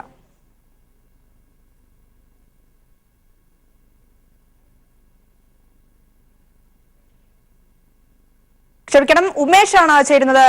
ഉമേഷ്, ഏത് രീതിയിലാണ് ചാലക്കുടിയിലെ കാര്യങ്ങൾ? മധ്യകേരളത്തിലെ ശ്രദ്ധേയമായ മണ്ഡലമായ ചാലക്കുടിയിലും ആവേശകരമായ കൊട്ടിക്കലാശത്തിനാണ് അരങ്ങൊരുങ്ങുന്നത്. വൈകിട്ട് 6 മണിയോടെയാണ് കൊട്ടിക്കലാശമെങ്കിലും രാവിലെ മുതൽ തന്നെ പ്രവർത്തകർ തങ്ങളുടെ സ്ഥാനാർത്ഥികൾക്ക് അവസാനവട്ട വോട്ടഭ്യർത്ഥനയുമായി നിരത്തുകളിൽ ഇറങ്ങിത്തുടങ്ങിയിട്ടുണ്ട്. 6 മണിക്കാണ് കൊട്ടിക്കലാശം. അതേസമയം തന്നെ സ്ഥാനാർത്ഥികളെല്ലാം ഇന്ന് അവസാനവട്ട പിന്തുണ അഭ്യർത്ഥിച്ചുകൊണ്ട് മണ്ഡലത്തിലുണ്ട്. ഇടത് സ്ഥാനാർത്ഥി ഇന്നസെന്റ് രാവിലെ, ഇന്ന് ഈസ്റ്റർ ആയതുകൊണ്ട് രാവിലെ അദ്ദേഹം പള്ളിയിൽ പോകും. പള്ളിയിൽ പോയതിന് ശേഷം ഇന്ന് ഒരു സ്വകാര്യ വിവാഹ ചടങ്ങിലാണ് അദ്ദേഹം പങ്കെടുക്കുന്നത്. അതിനുശേഷം ഉച്ചയ്ക്ക് 2 മണിയോടെ ചാലക്കുടിയിൽ അദ്ദേഹം എത്തും. 2 മണി മുതൽ 6 മണി വരെ ചാലക്കുടി നഗരത്തിൽ തന്നെയാണ് ഇന്നസെന്റ് ഉണ്ടാവുക. ചാലക്കുടി കൊട്ടിക്കലാശത്തിൽ അദ്ദേഹം പങ്കാളിയാകും. അതേസമയം തന്നെ UDF സ്ഥാനാർത്ഥി ബെന്നി ബെഹനാനും ഇന്ന് വിവിധ മണ്ഡലങ്ങളിൽ പര്യടനം നടത്തുന്നുണ്ട്. അദ്ദേഹം രാവിലെ കൊടുങ്ങല്ലൂർ മണ്ഡലത്തിലാണ് പര്യടനം നടത്തുന്നത്. അതിനുശേഷം പെരുമ്പാവൂരിലേക്ക് പോകും. പെരുമ്പാവൂരിന് ശേഷം ഉച്ചയോടെ ചാലക്കുടിയിൽ എത്തും. പ്രത്യേകിച്ച് 3:30യോടെയാണ് അദ്ദേഹം ചാലക്കുടി ടൗണിൽ എത്തുക എന്നുള്ളതാണ് അറിയിച്ചിട്ടുള്ളത്. അദ്ദേഹവും ചാലക്കുടി മണ്ഡലത്തിൽ UDFന്റെ കൊട്ടിക്കലാശത്തിൽ പങ്കാളിയാകും എന്നാണ് അറിയിച്ചിട്ടുള്ളത്. അതേസമയം NDA സ്ഥാനാർത്ഥി AN രാധാകൃഷ്ണനും ഇന്ന് എല്ലാ മണ്ഡലത്തിലും പര്യടനം നടത്തുന്നുണ്ട്. അവസാനവട്ടം എന്ന നിലയിൽ ലോക്സഭാ മണ്ഡലം ഉൾപ്പെടുന്ന 7 നിയമസഭാ മണ്ഡലങ്ങളിലും അദ്ദേഹം ഇന്ന് റോഡ് ഷോ നടത്തുന്നുണ്ട്. അതിനുശേഷം വൈകിട്ട് ആലുവയിലാണ് NDAയുടെ കൊട്ടിക്കലാശം. അതിൽ അദ്ദേഹം പങ്കാളിയാകും എന്നുള്ളതാണ് അറിയിച്ചിട്ടുള്ളത്. ഏതായാലും 6 മണിക്കാണ് കൊട്ടിക്കലാശമെങ്കിലും രാവിലെ തന്നെ പ്രവർത്തകരെല്ലാം നിരത്തിൽ ഇറങ്ങിയിട്ടുണ്ട്. ഉച്ചയോടെ ഈ കൊട്ടിക്കലാശത്തിന്റെ ആവേശത്തിലേക്ക് കടക്കും എന്ന് തന്നെയാണ് പ്രതീക്ഷിക്കുന്നത്. തീർച്ചയായും ചാലക്കുടിയിൽ നിന്നാണ് ഉമേഷ് വിവരങ്ങൾ നൽകിയത്. ചാലക്കുടിയിലെ ഇടതുപക്ഷ സ്ഥാനാർത്ഥി ഇന്നസെന്റിന്റെ പ്രചാരണവും വമ്പിച്ച രീതിയിൽ മുന്നേറുകയാണ്. കഴിഞ്ഞ ദിവസം അദ്ദേഹത്തെ പിന്തുണച്ചുകൊണ്ട് മമ്മൂട്ടി ഉൾപ്പെടെയുള്ളവർ രംഗത്തെ എത്തിയിരുന്നു. ഇന്നും അദ്ദേഹത്തിന്റെ പ്രചരണം ആ രീതിയിൽ തന്നെ ചൂടോടെ മുൻപോട്ട് പോവുകയാണ്. വിശദാംശങ്ങളാണ് ഉമേഷ് നൽകിയത്. കൊല്ലത്തെ കോൺഗ്രസ് പ്രവർത്തകരുടെ പ്രവർത്തനം നിരീക്ഷിക്കാൻ പ്രത്യേക ഷാഡോ ടീമിനെ നിയമിച്ചതായി UDF സ്ഥാനാർത്ഥി NK പ്രേമചന്ദ്രൻ. ഇതിനായി RSPയുടെ ഷാഡോ ടീമാണ് പ്രവർത്തിക്കുന്നതെന്നും NK പ്രേമചന്ദ്രൻ പറഞ്ഞിരിക്കുന്നു. ഫേസ്ബുക്കിൽ ലൈവിലൂടെയാണ് അദ്ദേഹം ഇക്കാര്യം വ്യക്തമാക്കിയിരിക്കുന്നത്. കോൺഗ്രസ് പ്രവർത്തകർ അവരുടെ ഒരു നേതാവിന് കൊടുക്കുന്നതിനേക്കാൾ അഭിമാനബോധത്തോടു കൂടിയാണ് അവർ നെഞ്ചേറ്റിയാണ് എന്നെ ഈ തെരഞ്ഞെടുപ്പിൽ കൊണ്ടുപോകുന്നത്. ഇപ്പോഴല്ല, കഴിഞ്ഞ തെരഞ്ഞെടുപ്പിലും ഒരു സ്ഥലത്തു നിന്ന് പോലും ഏതെങ്കിലും ഒരു പ്രവർത്തകൻ ഒരു വിഭാഗീയ പ്രവർത്തനം നടത്തുന്നത് ഒരു പരാതി തെരഞ്ഞെടുപ്പ് കമ്മിറ്റിക്കോ ഞങ്ങളുടെ പാർട്ടി കമ്മിറ്റി, ഞങ്ങൾക്കൊരു ഷാഡോ കമ്മിറ്റി ഉണ്ട് ഈ കാര്യങ്ങൾ പരിശോധിക്കാൻ. RSPക്ക് ഒരു ഷാഡോ കമ്മിറ്റി ഉണ്ട് ഈ കാര്യങ്ങൾ പരിശോധിക്കാൻ. ഒരു നേരിയ പരാതി പോലും ഒരു കോൺഗ്രസ് പ്രവർത്തകൻ കൂടുതൽ വിവരങ്ങളുമായി രാജ്കുമാർ ചേരുകയാണ്. രാജ്കുമാർ, NK പ്രേമചന്ദ്രന്റെ വാക്കുകളാണ് നമ്മൾ കേട്ടത്. അതായത് RSPയിലെ ഷാഡോ ടീമിനെ നിയമിച്ചിരിക്കുകയാണ് കോൺഗ്രസിന്റെ പ്രവർത്തനങ്ങൾ, തെരഞ്ഞെടുപ്പ് പ്രവർത്തനങ്ങൾ നിരീക്ഷിക്കാൻ എന്നാണ് അദ്ദേഹം പറയുന്നത്. എന്താണ് നമ്മൾ മനസ്സിലാക്കേണ്ടത്? ഇത് ഒരുപക്ഷെ ഇന്ത്യൻ രാഷ്ട്രീയ ചരിത്രത്തിൽ ഇത് ആദ്യമായിട്ടായിരിക്കും ഒരു മുന്നണിയിലെ ഘടകകക്ഷിയെ നിരീക്ഷിക്കുന്നതിന്, അല്ലെങ്കിൽ ആ മുന്നണിയെ നേതൃത്വം കൊടുക്കുന്ന പ്രധാനപ്പെട്ട കക്ഷിയായ കോൺഗ്രസിനെ നിരീക്ഷിക്കുന്നതിന് ഒരു ഘടകകക്ഷി ഷാഡോ കമ്മിറ്റിയെ നിയോഗിച്ചു എന്ന വെളിപ്പെടുത്തൽ, അതും സ്ഥലത്തെ UDFന്റെ കൊല്ലം ലോക്സഭാ മണ്ഡലത്തിലെ UDF സ്ഥാനാർത്ഥി പ്രേമചന്ദ്രൻ തന്നെ അതും സ്വന്തം ഫേസ്ബുക്ക് അക്കൗണ്ടിലൂടെ തത്സമയ സംപ്രേഷണം ചെയ്തിട്ടാണ് വെളിപ്പെടുത്തിയിരിക്കുന്നത്. ഇതൊരു പക്ഷേ UDFO അല്ലെങ്കിൽ NDAയോ ക്ഷമിക്കണം LDFO അല്ലെങ്കിൽ NDA BJPയുടെ മുന്നണിയോ ആരെങ്കിലും ആണ് ഇങ്ങനെ ഒരു ആരോപണം ഉന്നയിച്ചിരുന്നുവെങ്കിൽ പ്രേമചന്ദ്രൻ അത് നിഷേധിക്കുകയും അതിനെതിരെ ശക്തമായ വലിയ ഒരു കോലാഹലം തന്നെ ഉണ്ടാക്കുകയും ചെയ്തേനെ. ഇതിപ്പോൾ അദ്ദേഹം തന്നെ അദ്ദേഹത്തിന്റെ സ്വന്തം ഫേസ്ബുക്ക് അക്കൗണ്ടിലൂടെ തത്സമയമായി രംഗത്ത് വന്ന് അവതരിപ്പിച്ചതാണ്, ഇങ്ങനെ ഒരു വെളിപ്പെടുത്തൽ നടത്തിയതാണ്. തന്റെ പാർട്ടി, അതായത് RSPയുടെ തന്നെ ഷാഡോ കമ്മിറ്റി ഉണ്ടായിരുന്നു. അവർ കോൺഗ്രസിന്റെ പ്രവർത്തനങ്ങൾ മുഴുവനും നിരീക്ഷിച്ചു. നല്ല കോൺഗ്രസ് പ്രവർത്തകർ നിരീക്ഷിച്ചു. ആ ഷാഡോ ടീം നൽകിയ സർട്ടിഫിക്കറ്റിന്റെ അടിസ്ഥാനത്തിലാണ് പ്രേമചന്ദ്രന്റെ ഈ വെളിപ്പെടുത്തൽ. ഇക്കാര്യം നമ്മൾ കൊല്ലം DCC പ്രസിഡന്റ് ബിന്ദുകൃഷ്ണ ഉൾപ്പെടെയുള്ളവരുമായി നമ്മൾ ഇതിൽ സംസാരിച്ചു. അവരിതിനകത്ത് താൻ അറിഞ്ഞിരുന്നില്ല, ഇപ്പോഴാണ് അറിഞ്ഞത്. അതിൽ പ്രത്യേകിച്ച് അതിൽ തെറ്റൊന്നും കാണാനില്ലല്ലോ എന്ന് പറഞ്ഞ് അവർ ഫോണിലൂടെ ആയതുകൊണ്ട് അവർ പറഞ്ഞു ഒഴിയുകയായിരുന്നു. കോൺഗ്രസിനുള്ളിൽ വലിയ അമർഷമാണ് ഇപ്പോൾ പുകയുന്നത്. കഴിഞ്ഞ ഒരു മാസമായി ആത്മാർത്ഥമായി പ്രവർത്തിച്ച കോൺഗ്രസ് പ്രവർത്തകരെ അവഹേളിക്കുന്നതും വിശ്വാസമില്ലായ്മയാണ് ഇപ്പോൾ പ്രേമചന്ദ്രനിലൂടെ പ്രകടമായി എന്നാണ് കോൺഗ്രസ് പ്രവർത്തകർ തന്നെ ഇപ്പോൾ നമ്മളോട് സ്വകാര്യമായി പറയുന്നത്. മാത്രമല്ല വേറൊരു പാർട്ടിയിൽ നിന്ന് ആ മുന്നണിയെ വഞ്ചിച്ച് ഇപ്പുറത്ത് വന്ന ആളായതുകൊണ്ട് കൂടെയുള്ളവർ വഞ്ചിക്കുമോ എന്നുള്ള ഭയം ഉള്ളതുകൊണ്ടാകണം ഈ UDF സ്ഥാനാർത്ഥി ഇങ്ങനെ ഒരു പ്രസ്താവന നടത്തിയത്. അതും തെരഞ്ഞെടുപ്പിന് ഈ നിശബ്ദ അതായത് ഒരു ദിവസം ബാക്കി നിൽക്കെ സ്വന്തം ഫേസ്ബുക്ക് അക്കൗണ്ടിലൂടെ ഇങ്ങനെ ഒരു വെളിപ്പെടുത്തൽ നടത്തിയത് അക്ഷരാർത്ഥത്തിൽ UDFന്റെ ക്യാമ്പ് അല്ലെങ്കിൽ തെരഞ്ഞെടുപ്പ് പ്രവർത്തനങ്ങൾ വിലയിരുത്താൻ മനസ്സിലാക്കാൻ RSPയുടെ ഷാഡോ ടീമിനെ നിയോഗിച്ചിരുന്നുവെന്ന് NK പ്രേമചന്ദ്രൻ ഫേസ്ബുക്ക് ലൈവിലൂടെ പറഞ്ഞിരിക്കുകയാണ്. ഈ ഒരു വെളിപ്പെടുത്തൽ അല്ലെങ്കിൽ ഈ ഒരു പ്രതികരണം വലിയ രീതിയിലുള്ള പൊട്ടിത്തെറികളാണ് കോൺഗ്രസിനുള്ളിൽ ഉണ്ടാക്കിയിരിക്കുന്നതെന്നാണ് മനസ്സിലാക്കാൻ സാധിക്കുന്നത്. ഇതിന്റെ വിശദാംശങ്ങളാണ് രാജ്കുമാർ നൽകിയത്. ഇപ്പോൾ മധ്യ കേരളത്തിലെ തെരഞ്ഞെടുപ്പ് പ്രചാരണത്തിന്റെ വിശേഷങ്ങളുമായി സാലി മുഹമ്മദ് ചേരുകയാണ്. സാലി, ഏത് രീതിയിലാണ് മധ്യ കേരളത്തിൽ തെരഞ്ഞെടുപ്പ് പ്രചാരണം മുൻപോട്ട് പോകുന്നത്? അവസാന ഘട്ടത്തിൽ ഏത് രീതിയിലാണ് മുന്നണികളും സ്ഥാനാർത്ഥികളും പ്രചാരണത്തിലെത്തിയിരിക്കുന്നത്? ഏത് രീതിയിൽ അവർ മുൻപോട്ട് പോകുന്നു? പ്രിയ, മധ്യ കേരളത്തിൽ മാവേലിക്കര മുതൽ തൃശ്ശൂർ വരെ 7 ലോക്സഭാ മണ്ഡലങ്ങളാണുള്ളത്. മാവേലിക്കര, ആലപ്പുഴ, കോട്ടയം, ഇടുക്കി, എറണാകുളം, തൃശ്ശൂർ, ചാലക്കുടി. ഈ 7 മണ്ഡലങ്ങളിലും വലിയ വാശിയേറിയ പോരാട്ടമാണ്, പ്രചരണമാണ് കഴിഞ്ഞ 1.5 മാസക്കാലമായി നടന്നു വന്നിരുന്നത്. അതിൻ്റെ ഒരു പരിസമാപ്തി എന്ന നിലയ്ക്ക് ഇന്ന് കൊട്ടിക്കലാശത്തിലുള്ള തയ്യാറെടുപ്പിലാണ് മുന്നണികൾ. പ്രധാന മുന്നണികളുടെ പ്രധാന പ്രവർത്തകരും സ്ഥാനാർത്ഥികളും ഒക്കെ നഗരത്തിൽ എവിടെയെങ്കിലും കേന്ദ്രീകരിച്ചുകൊണ്ടുള്ള കൊട്ടിക്കലാശമാണ് പ്ലാൻ ചെയ്തിരിക്കുന്നത്. ഏതാണ്ട് ഉച്ചയ്ക്ക് ശേഷം തന്നെ കൊട്ടിക്കലാശം പൂർണ്ണാർത്ഥത്തിലേക്ക് നീങ്ങും.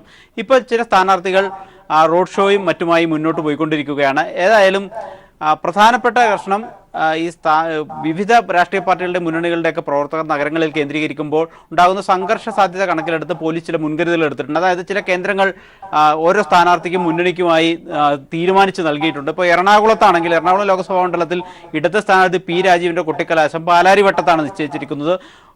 UDF സ്ഥാനാർത്ഥി ഹൈബിയുടെ കൊട്ടിക്കലാശം ടൗൺ ഹാളിന്റെ പരിസരത്തും കലൂരുമൊക്കെയായി നിശ്ചയിച്ച് നൽകിയിട്ടുണ്ട്. അങ്ങനെ BJPക്കും പ്രത്യേകമായി ഇടം നൽകിയിട്ടുണ്ട്. ഈ മുഖാമുഖം 3 മുന്നണികളുടെയും നേതാക്കളോ പ്രവർത്തകരോ ഒക്കെ വന്നൊരു സംഘർഷത്തിലേക്ക് നീങ്ങാതിരിക്കാനുള്ള മുൻകരുതലുകൾ പോലീസ് സ്വീകരിച്ചിട്ടുണ്ട്.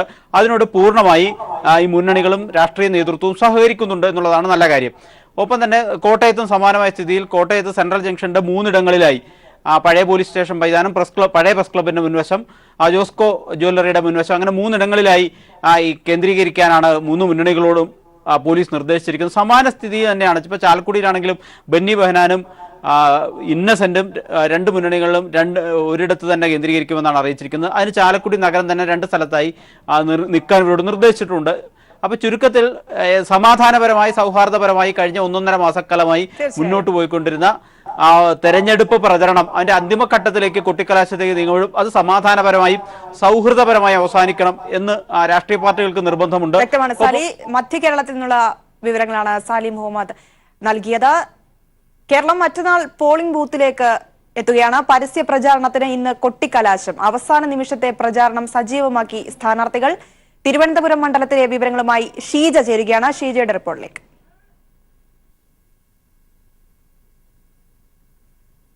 തീർച്ചയായും അനന്തപുരിയെ അക്ഷരാർത്ഥത്തിൽ ചെങ്കടലാക്കിക്കൊണ്ടുള്ള ഒരു റോഡ് ഷോ തന്നെയാണ് ഇപ്പോൾ എനിക്ക് പിന്നിൽ ഈ ദൃശ്യങ്ങളിൽ കാണാൻ സാധിക്കുന്നത്. നമുക്കറിയാം തിരുവനന്തപുരത്തെ LDF സ്ഥാനാർത്ഥി C. ദിവാകരന്റെ റോഡ് ഷോ, അതായത് പരസ്യ പ്രചാരണം അവസാനിക്കാൻ ഇന്ന് വൈകുന്നേരത്തോടുകൂടി പരസ്യ പ്രചാരണം അവസാനിക്കും. അതിന് മുന്നോടിയായിട്ടുള്ള അവസാന നിമിഷങ്ങളാണ് ഇപ്പോൾ ഈ ഒരു റോഡ് ഷോയിൽ നമുക്ക് കാണാൻ സാധിക്കുന്നത്. അക്ഷരാർത്ഥത്തിൽ അനന്തപുരിയെ ചെങ്കടലാക്കിക്കൊണ്ടുള്ള ഒരു റോഡ് ഷോ തന്നെയാണ് ഇപ്പോൾ നമുക്ക് ഈ ദൃശ്യങ്ങളിൽ കാണാൻ സാധിക്കുന്നത്. പ്രത്യേകിച്ച് നമുക്ക് ദൃശ്യങ്ങളിൽ കാണുന്നത് പോലെ സ്ഥാനാർത്ഥിക്ക് തൊട്ടു പിന്നാലെയായി ഇരുചക്ര വാഹനങ്ങളിൽ ആയിരക്കണക്കിന് ഇരുചക്ര വാഹനങ്ങളിലാണ് യുവാക്കൾ, കുട്ടികൾ, അതോടൊപ്പം തന്നെ പ്രായമേറിയവർ ഒക്കെ ഈ ഒരു റോഡ് ഷോയിൽ അണിനിരന്നുകൊണ്ടിരിക്കുന്നത്. അതോടൊപ്പം തന്നെ ഇതിന് പിന്നാലെയായി പ്രചരണത്തിനായിട്ടുള്ള മറ്റു വാഹനങ്ങളും എല്ലാം അണിനിരക്കുന്നുണ്ട്. ഇതിൽ നമുക്ക് കാണുന്നത് പോലെ തന്നെ ദിവാകരന്റെ വലിയ കട്ടൗട്ടുകൾ, അതോടൊപ്പം തന്നെ വിദ്യാർത്ഥി യുവജന പ്രസ്ഥാനങ്ങളുടെ ഭാഗമായിട്ടുള്ളവർ,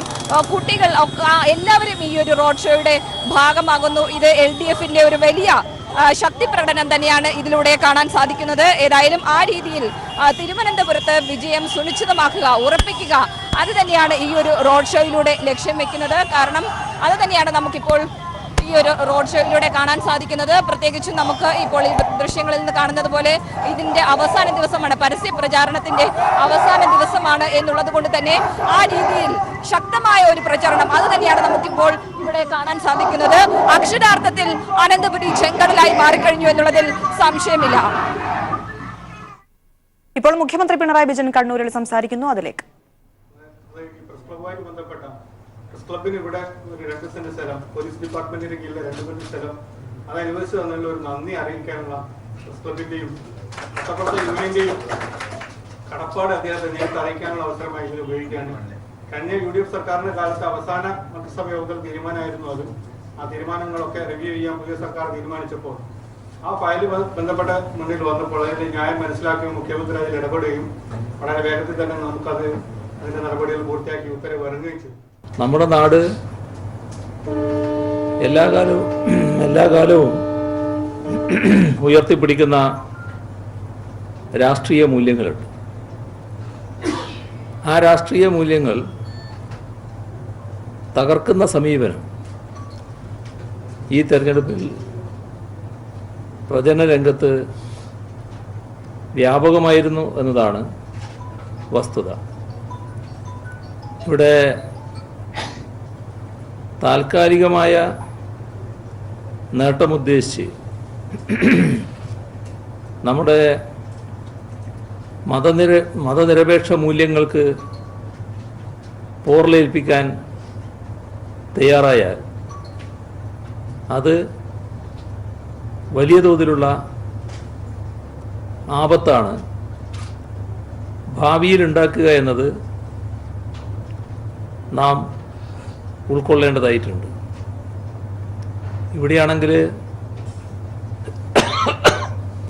വർഗീയ ധ്രുവീകരണത്തിനും മതവിദ്വേഷം പ്രചരിപ്പിക്കാനും എല്ലാമുള്ള ശ്രമങ്ങൾ നടന്നു എന്നതാണ് നിർഭാഗ്യകരമായ വസ്തുത. നമ്മുടെ തെരഞ്ഞെടുപ്പ് പ്രചരണ രംഗത്ത് അത്തരമൊരു അവസ്ഥ സാധാരണ ഉണ്ടാകാറില്ല. പക്ഷേ സാധാരണയിൽ നിന്ന് വ്യത്യസ്തമായ വലിയൊരു നീക്കം ഈ തെരഞ്ഞെടുപ്പ് പ്രചരണ രംഗത്ത് നമുക്ക് കാണാൻ കഴിയും. ഇതിൽ നമുക്ക് ആശ്ചര്യപ്പെടേണ്ടതില്ല. കാരണം രാജ്യത്ത് ഉയർന്നു വന്നിട്ടൊരു പൊതുവായ നിലയുണ്ട്. അത് മതനിരപേക്ഷത, ജനാധിപത്യം, പാർലമെൻ്ററി ജനാധിപത്യം, ഇങ്ങനെയെല്ലാമുള്ള ഭരണഘടനയുടെ അടിസ്ഥാന മൂല്യങ്ങൾ, അവയെ തകർക്കാനുള്ള നടപടിയാണ് സംഘപരിവാർ രാജ്യവ്യാപകമായി സ്വീകരിച്ചു വരുന്നത്. അതിൻ്റെ ഭാഗമായി കേരളത്തിലും അതിൻ്റെ പ്രകടനങ്ങളുണ്ടായി എന്താണ് കാണാൻ നമുക്ക് സാധിക്കുക. ഇപ്പോൾ സാക്ഷി മഹാരാജിനെ പോലുള്ളവർ പ്രഖ്യാപിച്ച നിലയാണെങ്കിൽ ഇത് അവസാനത്തെ തെരഞ്ഞെടുപ്പാണ്. എങ്ങനെയാണെങ്കിൽ രാജ്യം BJPക്ക് ഭൂരിപക്ഷം നൽകുകയും മോദി പ്രധാനമന്ത്രിയാവുകയും ചെയ്താൽ ഇത് അവസാനത്തെ തെരഞ്ഞെടുപ്പാണ് എന്ന് സാക്ഷി മഹാരാജ് പരസ്യമായി പറഞ്ഞതാണ്.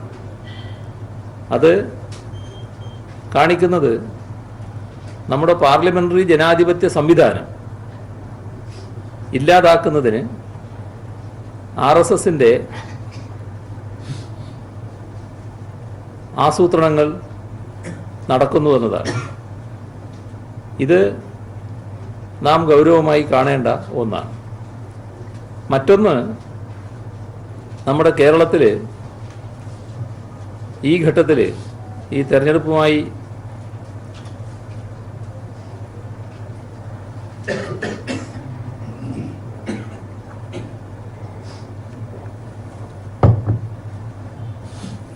ബന്ധപ്പെട്ട് നമുക്ക് കാണാൻ കഴിഞ്ഞത് ചില ആളുകൾ വന്ന് റോഡ് ഷോ നടത്തുകയുണ്ടായി. അത് ഉത്തരേന്ത്യയിൽ വംശീയഹത്യയും വർഗീയ ലഹളകളും നടന്നത് നമുക്കെല്ലാവർക്കും അറിയാം. അത്തരം വംശീയഹത്യയുടെയും വർഗീയ കലാപങ്ങളുടെയും വക്താക്കളെ ഇവിടെ എത്തിച്ച് കേരളത്തിൽ റോഡ് ഷോ നടത്തുന്നത് നാം കണ്ടു. ഇത് എത്രമാത്രം ആപൽക്കരമായൊരു സ്ഥിതിവിശേഷത്തിലേക്ക് നാടിനെ നീക്കാൻ ഇത്തരം ശക്തികൾ ആഗ്രഹിക്കുന്നു എന്നതിൻ്റെ സൂചന കൂടിയാണ്. ഇപ്പോൾ ദേശീയമായി എടുത്താലും നമ്മുടെ സംസ്ഥാനത്തിൻ്റെ നിലയെടുത്താലും മാധ്യമങ്ങൾക്ക് നേരെ ഈ ഘട്ടത്തിൽ വലിയ ആക്രമണങ്ങൾ നടന്നിട്ടുണ്ട്. അതോടൊപ്പം തന്നെ മാധ്യമപ്രവർത്തകരെ ഭയപ്പെടുത്തി റിപ്പോർട്ട് ചെയ്യിക്കുന്ന ചിത്രങ്ങളും ചില ഘട്ടത്തിൽ നമ്മുടെ അനുഭവത്തിലുണ്ട്. അതും ദേശീയ തലത്തിൽ ഉള്ള അനുഭവമാണ്. ഇത്തരമൊരു പ്രത്യേക സംസ്കാരം രാജ്യത്ത് ഉയർത്തിക്കൊണ്ടുവരാൻ ചില ശക്തികൾ ശ്രമിക്കുമ്പോൾ ആ സംസ്കാരത്തെ കേരളത്തിലും സ്ഥാപിക്കാൻ ചില ശ്രമങ്ങളുണ്ട് എന്നത് നാം ഗൗരവമായി കാണേണ്ടതായിട്ടുണ്ട്. അതിന് പറ്റുന്ന സർവേ റിപ്പോർട്ട്, വാർത്താ നിരൂപണം, ഇതൊക്കെ നാം തിരിച്ചറിയേണ്ട കാര്യം സ്വയം അങ്ങേയറ്റം ആപൽക്കരമായ അവസ്ഥ ഉണ്ടാക്കലല്ലേ എന്നുള്ളതാണ്. രാജ്യത്താകെ ഉണ്ടാകുന്ന തെറ്റായ കാര്യങ്ങളെ പ്രതിരോധിച്ച് നിൽക്കുക എന്നതാണ് ഇന്നത്തെ കാലം ആവശ്യപ്പെടുന്നത്. അതിനനുസൃതമായി തെറ്റായ കാര്യങ്ങൾ നമ്മളും ഇവിടെ പകർത്താൻ തയ്യാറായാൽ നമ്മൾ നമ്മുടെ തന്നെ ശവക്കുഴി തോണ്ടലായി അത് മാറും എന്നത് തിരിച്ചറിയേണ്ടതായിട്ടുണ്ട്. ഇവിടെ ജനാധിപത്യ വിരുദ്ധ ശക്തികൾക്ക് പരവതാനി വിരിച്ച് നാട്ടിൽ വിഹരിക്കാൻ സൗകര്യം കൊടുത്താൽ നമുക്ക് നഷ്ടമാകുന്നത് നാടിൻ്റെ മഹത്തായ പാരമ്പര്യമായിരിക്കും എന്നത് നാം തിരിച്ചറിയേണ്ടതായിട്ടുണ്ട്. വിവിധ മണ്ഡലങ്ങളിലെ തെരഞ്ഞെടുപ്പ് കാര്യങ്ങൾ പരിശോധിച്ചാൽ ഒരു കാര്യം ഇതിനകം തന്നെ വ്യക്തമായിട്ടുണ്ട്. ഇവിടെ പ്രധാന മത്സരം LDFും UDFും തമ്മിലാണ്. BJP കേരളത്തിൽ സാന്നിധ്യം ഉറപ്പിക്കാൻ വല്ലാതെ ശ്രമിക്കുന്നുണ്ട്. എന്നാൽ അതേസമയം വിവിധ പാർലമെന്റ് മണ്ഡലങ്ങളിൽ ഒളിഞ്ഞും തെളിഞ്ഞും പരസ്പരം സഹായിക്കുന്ന സ്ഥിതി BJPയും UDFും സ്വീകരിക്കുകയാണ്. ഇതുമായി ബന്ധപ്പെട്ട് ഒട്ടേറെ കാര്യങ്ങൾ ഇപ്പോൾ പുറത്തു വന്നിട്ടുണ്ട്. ചിലയിടത്ത് ഈ ഓരോ വിഭാഗത്തിൻ്റെയും നേതാക്കളായിട്ടുള്ളവർ തന്നെ ഏറെക്കുറെ പരസ്യമായി ഈ നീക്കം സംബന്ധിച്ചുള്ള കാര്യങ്ങൾ വെളിപ്പെടുത്താൻ തയ്യാറായിട്ടുണ്ട്.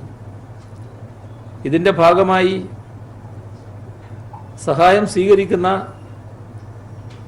സ്ഥാനാർത്ഥികൾ അവരും ഈ സഹായം സ്വീകരിക്കുകയാണ് എന്ന മട്ടിൽ അഭിപ്രായം രേഖപ്പെടുത്തിയതും നാം ഗൗരവമായി കാണേണ്ടതായിട്ടുണ്ട്. നമ്മുടെ കേരളത്തിൽ നേരത്തെ കോലീബി സഖ്യമെന്ന് നാട് വിശേഷിപ്പിച്ച ഒരു അവിശുദ്ധ സഖ്യനീക്കം വടകര പാർലമെൻറ്റ് മണ്ഡലത്തിലും ബേപ്പൂർ അസംബ്ലി നിയോജക മണ്ഡലത്തിലും ഉണ്ടായത് കേരളം നല്ലതുപോലെ ഓർക്കുന്ന കാര്യമാണ്. അമിത്ഷാ ഇപ്പോൾ BJPയുടെ പച്ചക്കൊടിയെക്കുറിച്ച് പ്രസ്താവിക്കുകയുണ്ടായി.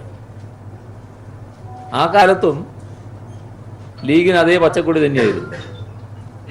അവരുമായി കൂട്ടുകെട്ടുണ്ടാക്കുന്നത് BJP ആയിരുന്നു, കോൺഗ്രസും ലീഗുമായി. ഉദ്ദേശം ഒന്നേ ഉണ്ടായിരുന്നുള്ളൂ, പാർലമെൻറ്റിലും നിയമസഭയിലും അക്കൗണ്ട് തുടങ്ങി. ദശാബ്ദങ്ങൾക്ക് ശേഷം ഇപ്പോൾ BJPക്ക് നിയമസഭയിൽ കഴിഞ്ഞ നിയമസഭാ തെരഞ്ഞെടുപ്പിൽ അക്കൗണ്ട് തുടങ്ങാനായി. എങ്ങനെയാ അക്കൗണ്ട് തുടങ്ങാനായത്? കഴിഞ്ഞ ദിവസം ഇവിടെ ഒരു പൊതുയോഗത്തിൽ സംസാരിക്കുമ്പോൾ അന്നത്തെ UDFൻ്റെ നിയമമണ്ഡലത്തിലെ സ്ഥാനാർത്ഥി അതുമായി ബന്ധപ്പെട്ട കാര്യങ്ങൾ സംസാരിക്കുന്നത് നേരിട്ട് എനിക്ക് കേൾക്കാൻ കഴിഞ്ഞു. ഞാൻ ആ യോഗത്തിൽ സംസാരിക്കാൻ വേണ്ടി എത്തിയപ്പോൾ ഇദ്ദേഹം സംസാരിക്കുകയായിരുന്നു. അപ്പോൾ ഞാനവിടെ ഇരിക്കുന്നുണ്ട്. അപ്പോൾ അദ്ദേഹം പറയാണ്, ഞാൻ എല്ലാ കോൺഗ്രസ് നേതാക്കളെയും കണ്ട് സംസാരിച്ചു. കോൺഗ്രസ്സുകാർ വോട്ട് BJPക്ക് ചെയ്യാൻ പോവുകയാണ്, നിങ്ങൾ ഇടപെടണം. ആരും ഇടപെട്ടില്ല. പോളിംഗ് ദിവസം എൻ്റെ പോളിംഗ് ബൂത്തിൽ കോൺഗ്രസ്സുകാരെ ഉണ്ടായില്ല, അവരെല്ലാം BJPക്ക് വോട്ട് ചെയ്യാനുണ്ടായി. ഇത് അന്ന് അവിടെ സ്ഥാനാർത്ഥിയായിരുന്ന, ഇന്ന് അദ്ദേഹം ഞങ്ങളുടെ ഒരു ഘടകകക്ഷി നേതാവാണ്, അന്ന് അവിടെ സ്ഥാനാർത്ഥിയാണ്. അദ്ദേഹം പരസ്യമായി പറഞ്ഞ കാര്യമാണ്. ഇത് നേരത്തെ എല്ലാവർക്കും അറിയാവുന്ന കാര്യമാണ്. എങ്കിലും സ്ഥാനാർത്ഥി തന്നെ ആ കാര്യം വ്യക്തമാക്കുന്നത് കേൾക്കാനിടയായി. എന്തിനായിരുന്നു അത് ചെയ്തത്? നേരെ അപ്പുറത്ത്, തൊട്ടപ്പുറത്ത് ഒരു കോൺഗ്രസ് സ്ഥാനാർത്ഥി പരാജയപ്പെട്ടു പോകുന്ന അവസ്ഥയുണ്ട്. അപ്പോൾ അദ്ദേഹത്തിന് ജയിച്ചു വരാൻ BJPയുടെ കുറച്ച് വോട്ട് വേണം. അപ്പോൾ BJPയുടെ വോട്ട് അവിടെ സ്വീകരിക്കുക, ഇവിടെ BJPക്ക് അക്കൗണ്ട് തുടങ്ങാൻ സൗകര്യമുണ്ടാക്കുക. ഇങ്ങനെയുള്ള അവിശുദ്ധ നീക്കങ്ങൾ നമ്മുടെ നാട്ടിൽ ഈ രണ്ട് വിഭാഗം കൂടി നടത്തുകയാണ്. BJPക്ക് നിയമസഭയിൽ അക്കൗണ്ട് തുടങ്ങാനുള്ള സൗകര്യം ഈ തരത്തിലാണ് ചെയ്തു കൊടുക്കുന്ന നിലയുണ്ടായത്. ഇപ്പോൾ സംസ്ഥാനത്തിൻ്റെ വിവിധ ഭാഗങ്ങളിൽ, വിവിധ മണ്ഡലങ്ങളിൽ വ്യത്യസ്തങ്ങളായ സമീപനം സ്വീകരിക്കുന്നതും നമ്മൾ കാണുകയാണ്. ഇതോടൊപ്പം നമ്മൾ ശ്രദ്ധിക്കേണ്ട ഒരു കാര്യം, ഈ തെരഞ്ഞെടുപ്പ് പ്രചാരണ ഘട്ടത്തിൽ കോൺഗ്രസും UDFും സാധാരണ നിലക്ക് അവരുടെ കാര്യങ്ങൾ, ഇപ്പോൾ തെരഞ്ഞെടുപ്പ് മാനിഫെസ്റ്റോ ഒക്കെ ഇറക്കിയിട്ടുണ്ട്, അതിൽ പറയുന്ന കാര്യങ്ങളൊക്കെയാണല്ലോ നല്ലതുപോലെ പ്രചരിപ്പിക്കാൻ നിൽക്കേണ്ടത്. അതിനാണോ അവർ തയ്യാറായത്? അവർ കേരളത്തിൽ പ്രചരിപ്പിച്ച കാര്യങ്ങൾ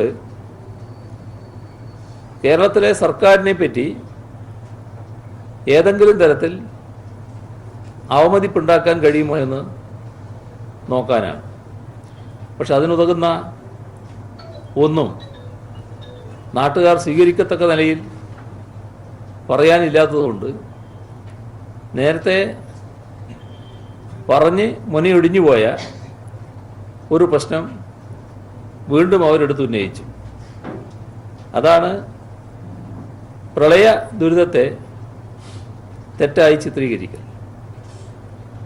അത്തരമൊരു കാര്യത്തിൽ സംസ്ഥാന താൽപ്പര്യം ഉയർത്തിപ്പിടിക്കുന്നുവെങ്കിൽ സംസ്ഥാനത്തിൻ്റെ താൽപ്പര്യം സംരക്ഷിക്കാൻ കേന്ദ്ര സർക്കാർ ഒരു നടപടിയും സ്വീകരിച്ചില്ല എന്ന പ്രശ്നമുണ്ട്.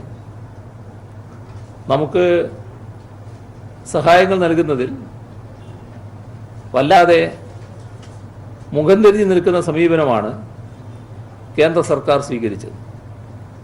സാധാരണ നിലക്ക് അതിനെ കേരളത്തിലുള്ള കക്ഷികളെന്ന നിലക്ക് UDF വിമർശിക്കേണ്ടതാണ്. പക്ഷേ അതുമായി ബന്ധപ്പെട്ടുള്ള കേന്ദ്ര നയത്തെ വിമർശിക്കുന്നത് നമുക്ക് കേൾക്കാനേ കഴിഞ്ഞില്ല. അതോടൊപ്പം കേന്ദ്ര സർക്കാരിൻ്റെ ഏത് നിത്യയാണ് UDF എതിർത്തത്? UDFന് സാധാരണ നിലക്ക് കേന്ദ്ര നയത്തെ എതിർക്കാൻ കഴിയില്ല. കാരണം നരേന്ദ്രമോദി പിന്തുടർന്ന സാമ്പത്തിക നയം അത് മൻമോഹൻ സിംഗ് ഗവൺമെൻറ് നടപ്പാക്കിയ അതേ സാമ്പത്തിക നയമാണല്ലോ. രണ്ടു കൂട്ടർക്കും ഒരേ സാമ്പത്തിക നയമാണല്ലോ ഉള്ളത്.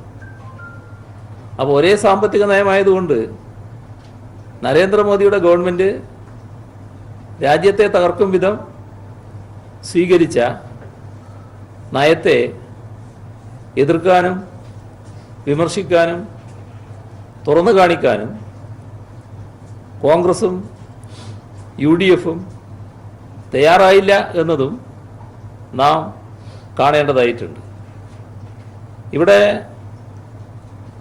അതേസമയം LDF നടത്തിയ രാഷ്ട്രീയ പ്രചാരവേല അത് വ്യക്തമായ രാഷ്ട്രീയ പ്രചാരവേല തന്നെയായിരുന്നു.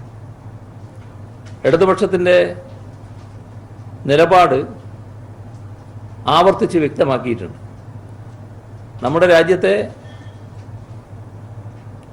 വല്ലാതെ തകർത്ത ജനവിരുദ്ധ സമീപനമുണ്ട്, മതനിരപേക്ഷ തകർത്ത പ്രശ്നമുണ്ട്, ജനാധിപത്യവും പാർലമെൻ്ററി ജനാധിപത്യവും ഇല്ലാതാക്കുന്ന പ്രശ്നങ്ങളുണ്ട്.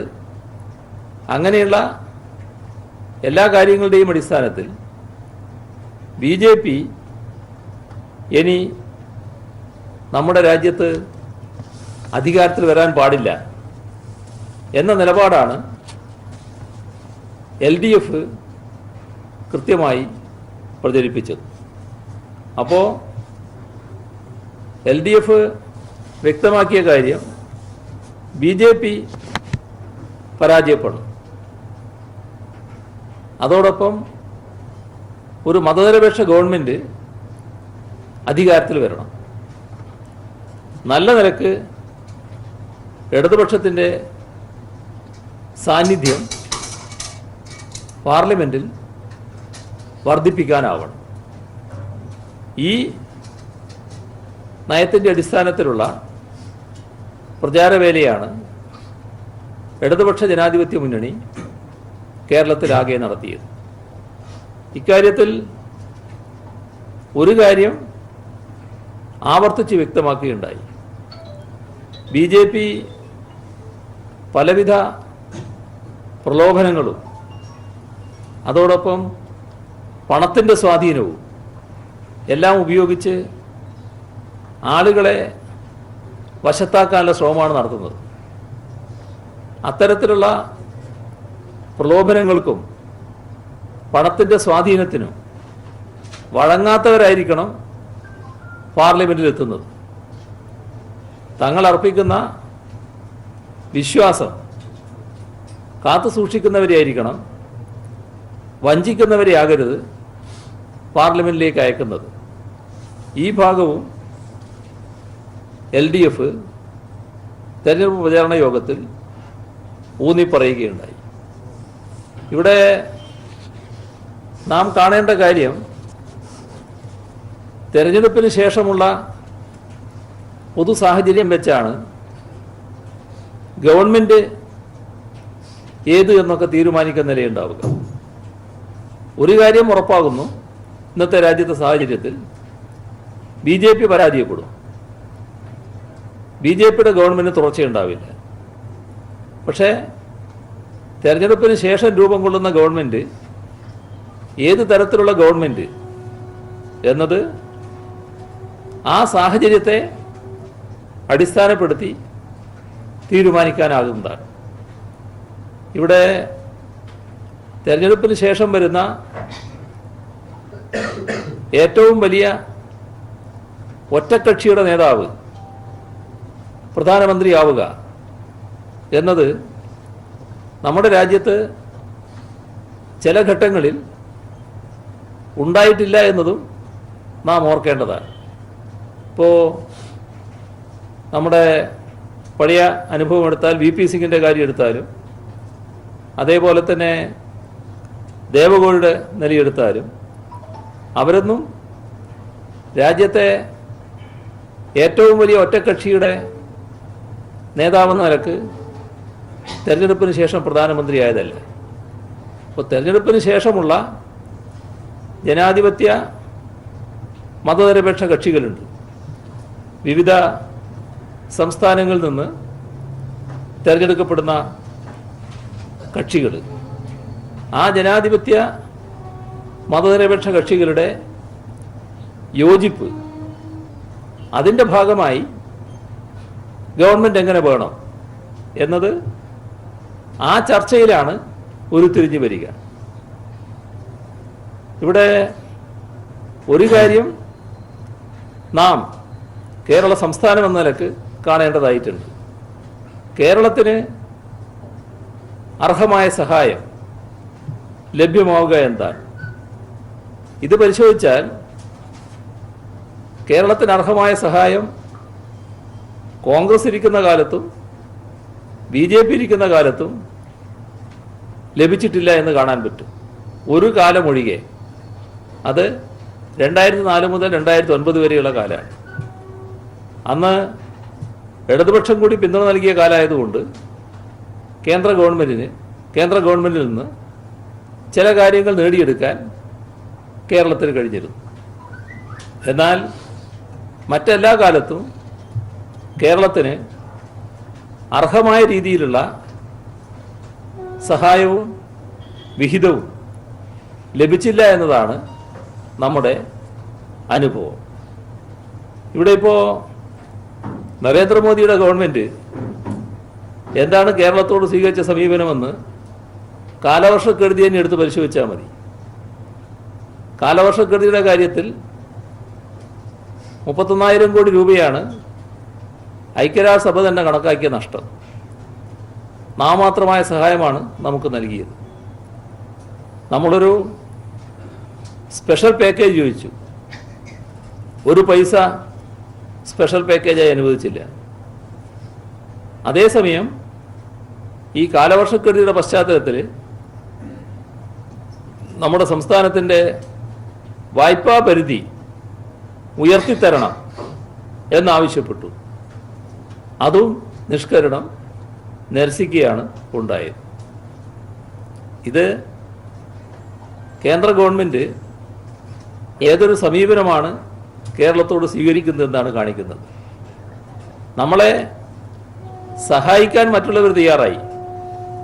മറ്റ് രാജ്യങ്ങൾ, ഇപ്പോൾ UAE $100 മില്യൺ കേരളത്തിന് നൽകാൻ തയ്യാറാണ് എന്ന് പ്രധാനമന്ത്രിയെ തന്നെ വിളിച്ചറിയിച്ചു.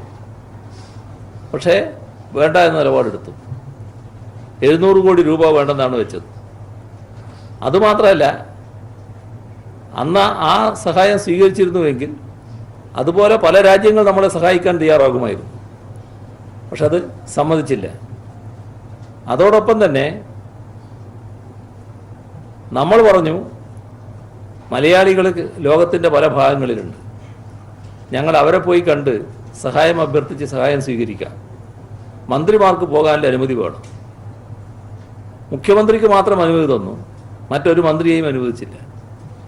ഇതൊക്കെ കേരളം തകർന്നു കിടക്കുന്നിടത്ത് കൂടുതൽ തകരട്ടെ എന്ന സമീപനത്തിൻ്റെ ഭാഗമായി മാത്രമേ കാണാൻ പറ്റൂ.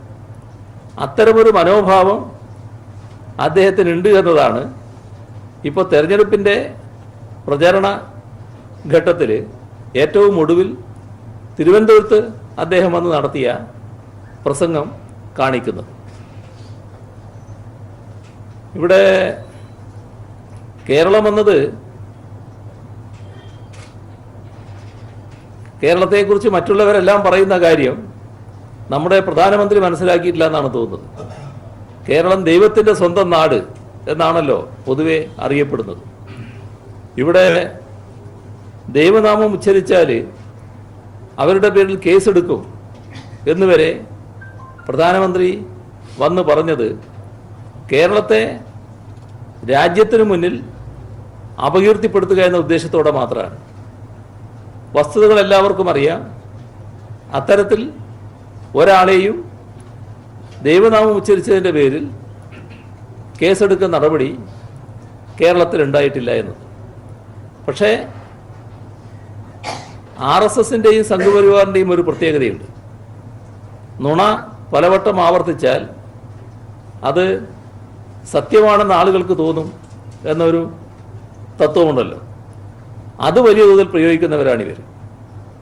അതുകൊണ്ടാണ് ആദ്യമേ തന്നെ ഇത്തരമൊരു പ്രഖ്യാപനം കേരളത്തിന് പുറത്ത്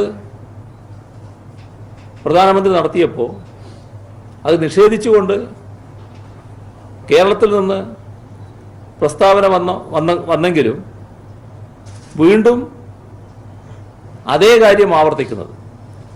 എന്നാൽ ആവർത്തിക്കുമ്പോൾ എന്ത് ചെയ്യണമായിരുന്നു? പ്രധാനമന്ത്രിയെ പോലെ ഒരാൾ ഇങ്ങനെ ഇവിടുന്ന് പറഞ്ഞിരിക്കുന്നു, അത് ശരിയല്ല, ഇന്ന ആളുകളെ ദൈവനാമം ഉച്ചരിച്ചതിൻ്റെ പേരിലാണ് അറസ്റ്റ് ചെയ്തത് എന്ന് പറയണമായിരുന്നു.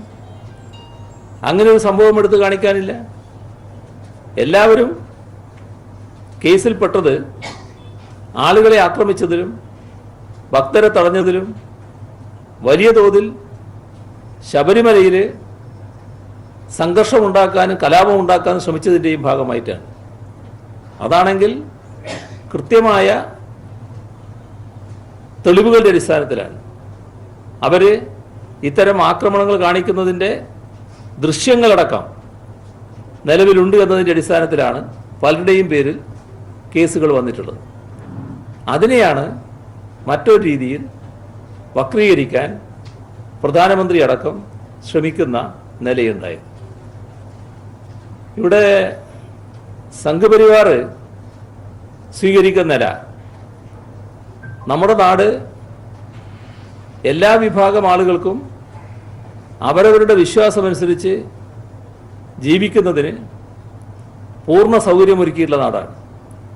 രാജ്യത്താകെ അങ്ങനെയാണെങ്കിലും ഒരാളുടെ വിശ്വാസമനുസരിച്ച് ജീവിക്കാനുള്ള അവകാശം നമ്മുടെ ഭരണഘടന നൽകുന്നുണ്ടെങ്കിലും സംഘപരിവാറുകാർ രാജ്യത്തിൻ്റെ മറ്റു ഭാഗങ്ങളിൽ തങ്ങളുടേതല്ലാത്ത വിശ്വാസം വെച്ചു പുലർത്തുന്നവർക്ക് നേരെ വ്യാപകമായ ആക്രമണങ്ങൾ നടത്തുന്നുണ്ട്.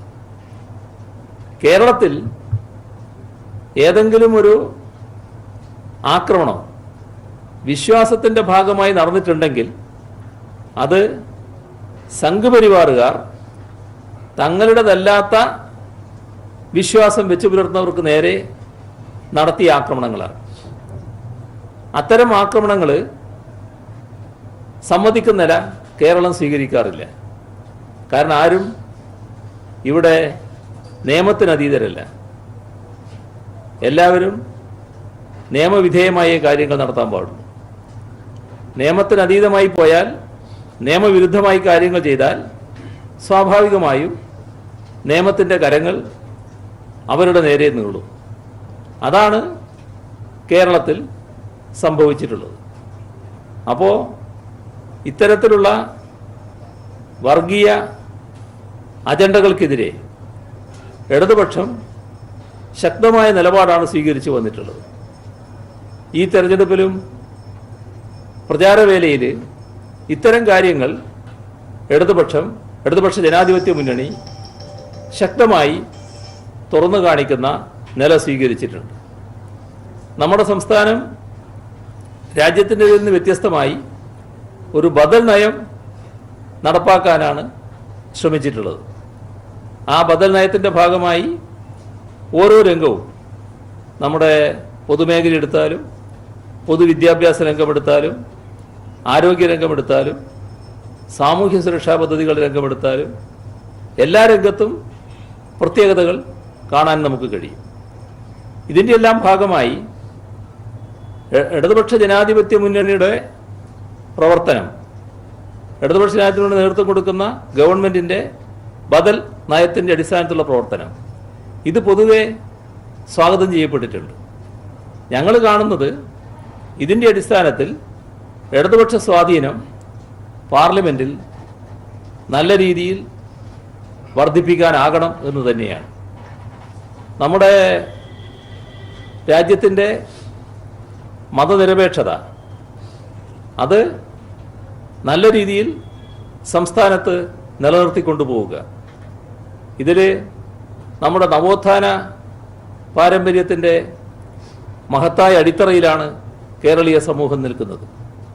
ജാതിഭേദവും മതദ്വേഷവുമില്ലാതെ എല്ലാവരും സഹോദരന്മാരായി വാഴുന്ന ഒരു നാടായാണ് കേരളത്തെ മറ്റ് സംസ്ഥാനങ്ങളിലുള്ളവരടക്കം കാണുന്നത്. ഇതിൻ്റെ ഒരു പ്രത്യേകത കൊണ്ടാണ് നമുക്ക് നേരിട്ട ദുരന്തങ്ങളെ തന്നെ നമുക്ക് നല്ല ഒരുമയോടെയും ഐക്യത്തോടെയും നിന്നുകൊണ്ട് അതിജീവിക്കാൻ കഴിഞ്ഞത്. അത് പ്രളയമായാലും ഓഖി ദുരന്തമായാലും നിപ്പ ദുരന്തമായാലും ഈ ഘട്ടങ്ങളിലെല്ലാം നവോത്ഥാന പാരമ്പര്യത്തിൻ്റെ അടിത്തറയിൽ നിന്നുകൊണ്ട് നല്ല ഒരുമയും ഐക്യവും നമുക്ക് നിലനിർത്താൻ കഴിഞ്ഞിട്ടുണ്ട്. അത് രാജ്യവും ലോകവും ശ്രദ്ധിക്കുകയും നമ്മുടെ നിലപാടിനെ, നമ്മുടെ നാടിനെ പ്രശംസിക്കുകയും ചെയ്തിട്ടുണ്ട്. ഇത് ഉയർത്തിപ്പിടിച്ചുകൊണ്ട് തന്നെയാണ് മതനിരപേക്ഷതയും ജനകീയ ബദൽ നയങ്ങളും ഉയർത്തിപ്പിടിച്ചുകൊണ്ടാണ് ഈ തെരഞ്ഞെടുപ്പ് പ്രചാരണ രംഗത്ത് ഇടതുപക്ഷ ജനാധിപത്യ മുന്നണി പ്രചാരവേലയിൽ ഏർപ്പെട്ടത് എന്നതും എടുത്തു പറയാൻ ആഗ്രഹിക്കുകയാണ്. ഞങ്ങൾ കാണുന്നത് LDF സ്ഥാനാർത്ഥികളുടെ വിജയം ഏറ്റവും പ്രധാനമാണ്. മതനിരപേക്ഷ സർക്കാരിന് ഉറച്ച പിന്തുണ നൽകാൻ ഇടതുപക്ഷ ജനാധിപത്യ മുന്നണി കേരളത്തിൽ നിന്ന് ജയിച്ചു പോകുന്നതാണ് നല്ലത്. അതുപോലെ തന്നെ ജനകീയ ബദൽ നയങ്ങൾ രൂപപ്പെടുത്താൻ ഇടതുപക്ഷ ജനാധിപത്യ മുന്നണി ഇടതുപക്ഷ അംഗങ്ങൾ പാർലമെൻറ്റിൽ ഏറ്റവും കൂടുതൽ ഉണ്ടാകുന്നതാണ് നല്ലത്. നമ്മുടെ സംസ്ഥാനത്തിന് അർഹതപ്പെട്ട വിഭവങ്ങൾ ലഭ്യമാക്കാൻ അതിനും LDF സ്ഥാനാർത്ഥികളുടെ വിജയം പ്രധാനമാണെന്നാണ് കാണുന്നത്. ഈയൊരു ചിന്താഗതിയോടെ കേരളത്തിലെ ജനങ്ങളും വോട്ടർമാരും ഈ തെരഞ്ഞെടുപ്പിൽ വോട്ട് ഉപയോഗിക്കണമെന്നാണ് അഭ്യർത്ഥിക്കാനുള്ളത്. ഈ തെരഞ്ഞെടുപ്പിൽ പുതിയ വോട്ടർമാരായി വരുന്ന ധാരാളം പേരുണ്ട്. ആ പുതിയ വോട്ടർമാർ ചെറുപ്പക്കാരാണ്. ആ ചെറുപ്പക്കാർ പ്രളയകാല രക്ഷകരായിരുന്നു എന്നത് നാം ഓർക്കേണ്ടതായിട്ടുണ്ട്. നാടിൻ്റെ മഹത്തായ പാരമ്പര്യം സംരക്ഷിക്കുന്നതിന്, രക്ഷാകവചമൊരുക്കുന്നതിന് ഉതകും വിധമാകണം നിങ്ങൾ വോട്ട് വിനിയോഗിക്കുന്നത് എന്നാണ് ആ യുവതയോട് അഭ്യർത്ഥിക്കാനുള്ളത്. ഒരു കാര്യത്തിൽ പ്രത്യേകമായി എല്ലാവരെയും അഭിനന്ദിക്കുകയാണ്. അത് സമാധാനപരമായ തെരഞ്ഞെടുപ്പ് പ്രവർത്തനമാണ് കേരളത്തിൽ നടന്നത്. ആ പ്രവർത്തനത്തിൽ ഏർപ്പെട്ട എല്ലാവരെയും ഈ ഘട്ടത്തിൽ അഭിനന്ദിക്കുന്നു. നമ്മുടെ തെരഞ്ഞെടുപ്പ് കടുത്ത വേനലിലാണ് നടക്കുന്നത്. അതുകൊണ്ട് തന്നെ ആവശ്യമായ കുടിവെള്ളം എല്ലായിടങ്ങളിലും ലഭ്യമാക്കാൻ ബന്ധപ്പെട്ടവർ ശ്രദ്ധിക്കണം എന്നുകൂടി ഈ ഘട്ടത്തിൽ അറിയിക്കുകയാണ്. ഇതാണ് പൊതുവിൽ പറയാനുള്ളത്.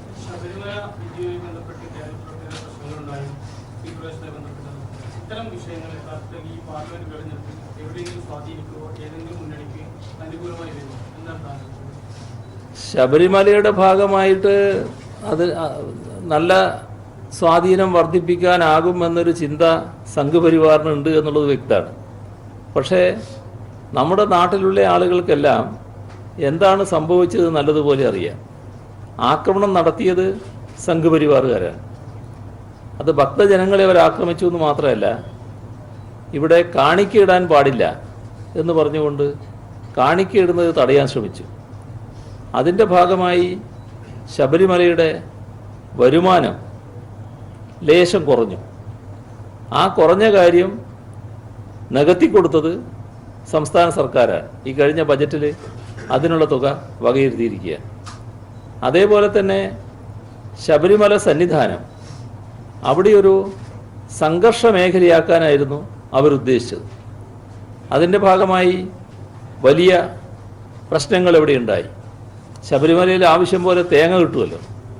ആ തേങ്ങ കൊണ്ട് ഭക്തരെ തല്ലുകയും പോലീസിനെ പോലും ആക്രമിക്കുകയും ചെയ്യുന്ന നിലയുണ്ടായി. അതിൻ്റെ ഉദ്ദേശം ഒന്നേ ഉണ്ടായിരുന്നുള്ളൂ, അവിടെ ഒരു പോലീസ് ഇടപെടൽ വേണമെന്നായിരുന്നു. പക്ഷേ നല്ല സംയമനത്തോടെ തന്നെ ഭക്തരും ഗവൺമെൻറ് മെഷീനറി ആകെയും പ്രത്യേകിച്ച് പോലീസും പ്രവർത്തിച്ചു. അതിൻ്റെ ഭാഗമായി അവരുദ്ദേശിച്ച രീതിയിൽ കലാപമൊന്നും ഉണ്ടാക്കാൻ പറ്റിയില്ല. അവിടെ സമാധാനപരമായി ഭക്തർക്ക് ദർശനം നടത്താൻ കഴിഞ്ഞു.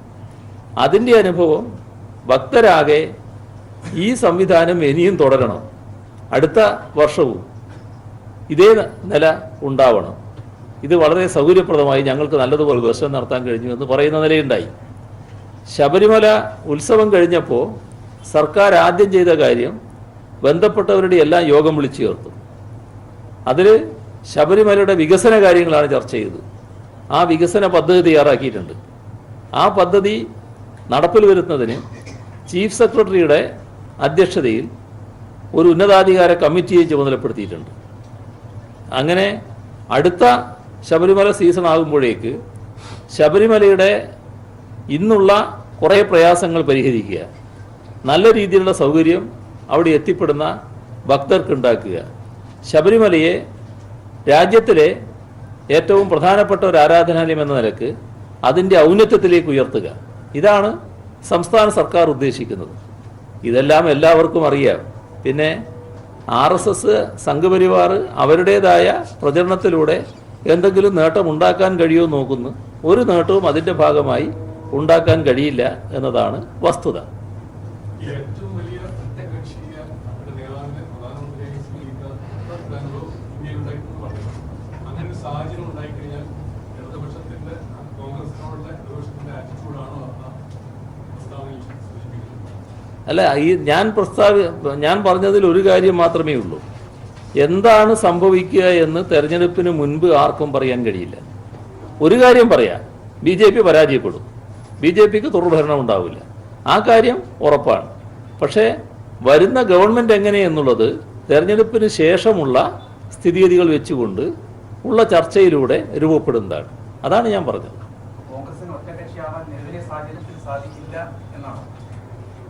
കോൺഗ്രസിന് ഭൂരിപക്ഷം കിട്ടുമോ നിങ്ങൾ വിചാരിക്കുന്നുണ്ടോ? കോൺഗ്രസിന് രാജ്യത്താകെ ഭൂരിപക്ഷം കിട്ടുമോ നിങ്ങൾ വിചാരിക്കുന്നുണ്ടോ? അങ്ങനെയാണെങ്കിൽ പിന്നെ ആരുടെയും സഹായം വേണ്ടല്ലോ. അങ്ങനെ വിചാരിക്കുന്നുണ്ടോ? അത് നിലവിലുള്ള യാഥാർത്ഥ്യം വെച്ചല്ലേ നമുക്ക് കാണാൻ പറ്റും. തെരഞ്ഞെടുപ്പ് കാലത്ത് സർക്കാർ ഇരട്ടനീതി നടപ്പിലാക്കണമെന്നാണ് പ്രതിപക്ഷ നേതാവിന്റെ ആരോപണം. രാഘവനെതിരെ തെരഞ്ഞെടുപ്പ് കമ്മീഷന്റെ നടപടിക്ക് മുമ്പ് തന്നെ പോലീസ് കേസെടുക്കുന്നു. പക്ഷേ രമ്യ ഹരിദാസിന്റെ പരാതിയിൽ വിജയരാഘവനെതിരെ കേസെടുക്കാൻ തയ്യാറാവുന്നില്ല. പോലീസിനെ ഉപയോഗിച്ച് തെരഞ്ഞെടുപ്പ് കാലത്ത് വേട്ടയാടുന്നു എന്നാണ് പ്രതിപക്ഷ നേതാവ് ആരോപണം ഉന്നയിച്ചിട്ടുള്ളത്. ഞാൻ പറയണോ?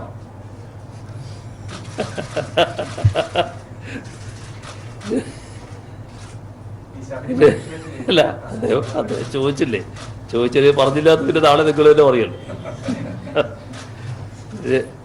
രമ്യ ഹരിദാസിന്റെ പ്രശ്നത്തിൽ വിജയരാഘവൻ തന്നെ വ്യക്തമാക്കിയിട്ടുണ്ട്. അതിൽ അങ്ങനെയൊരു ഉദ്ദേശം അതിനുണ്ടായിട്ടില്ല, അത്തരത്തിലൊരു പരാമർശമല്ല നടത്തിയത്, പൊതുവായിട്ടുള്ള പരാമർശമാണ്. പക്ഷേ ആ പൊതുവായുള്ള പരാമർശം പോലും അങ്ങനെ നടത്തരുതായിരുന്നു എന്നാണ് തെരഞ്ഞെടുപ്പ് ഇലക്ടറൽ ഓഫീസർ പറഞ്ഞ കാര്യം. അതിനപ്പുറം അതിനകത്ത് മറ്റ് പ്രശ്നങ്ങൾ ഉദിക്കുന്നില്ല. അതുകൊണ്ടാണ് അതിൻ്റെ ഭാഗമായിട്ട് മറ്റ് കേസിൻ്റെ പ്രശ്നം വരാത്തത്. മറ്റതങ്ങനെയാണോ? മറ്റേ പ്രശ്നം നിങ്ങൾ പറഞ്ഞ കാര്യങ്ങൾ അത് രാഘവൻ തന്നെ പറഞ്ഞതാണോ എന്നതാണ് ഒരു പ്രശ്നം. അത് രാഘവൻ തന്നെ പറഞ്ഞതാണെന്ന് അന്വേഷണത്തിൽ കാണുന്നു. അതാണല്ലോ ഉണ്ടാകുന്നത്. ഇത് എന്താ പറയുന്നത്? പൈസ ഇത്ര തരാം എന്ന് മറ്റേയാൾ പറയുന്നു. അപ്പോൾ എൻ്റെ സെക്രട്ടറിയുടെ കയ്യിൽ കൊടുത്തോളൂ എന്ന് പറയാൻ, അത് സാധാരണ നിലക്ക് ഒരു പൊതുപ്രവർത്തകൻ പറയേണ്ടതാണ്. അങ്ങനെ ഒരു കാലം വന്ന് പറഞ്ഞാൽ അപ്പോൾ ആട്ടി വിടണ്ടേ അയാളെ? ഇങ്ങ് പോരട്ടെ എന്നുള്ള നിലയാണോ എടുക്കേണ്ടത്? അതല്ലാലോ സാധാരണ നിലപാട് എടുക്കേണ്ടത്. ഇതായും ചോദിച്ചാൽ ഞാൻ പറയണമെന്ന്, അത് ഇത് പറയാൻ ഉദ്ദേശിച്ച കാര്യമല്ല. നിങ്ങൾ ചോദിച്ചത് കൊണ്ട് പിന്നെ പറഞ്ഞില്ല എന്ന് നിങ്ങൾക്കൊരു വാർത്തയാക്കേണ്ടതുള്ളത് കൊണ്ട് മാത്രം പറയാണ്. അപ്പോൾ അങ്ങനെയുള്ള അന്വേഷണത്തിൻ്റെ ഭാഗമായി ആ പറഞ്ഞ കാര്യങ്ങളെല്ലാം വസ്തുതാപരമാണ് എന്ന് അന്വേഷണക്കാർ കണ്ടെത്തിയിരിക്കുന്നു. ആ കണ്ടെത്തിയ കാര്യത്തിൻ്റെ മേലെ നിയമോപദേശം ചോദിച്ചു. നിയമോപദേശം പ്രകാരം ഇപ്പോൾ പറയുന്നത് അത് കുറ്റകരമായിട്ടുള്ള കാര്യമാണ്. ഒരു ജനപ്രാതിനിധ്യ നിയമത്തിലുണ്ട്, മറ്റ് ഈ പണം വാങ്ങുന്ന കാര്യത്തിലുണ്ട്. അങ്ങനെ 2-3 കുറ്റങ്ങൾ ഇദ്ദേഹം ചെയ്തതായിട്ടാണ് റിപ്പോർട്ട് വന്നിട്ടുള്ളത്. അത് അന്വേഷിക്കേണ്ടതാണ്. ഇതാണ് പറഞ്ഞിട്ടുള്ളത്.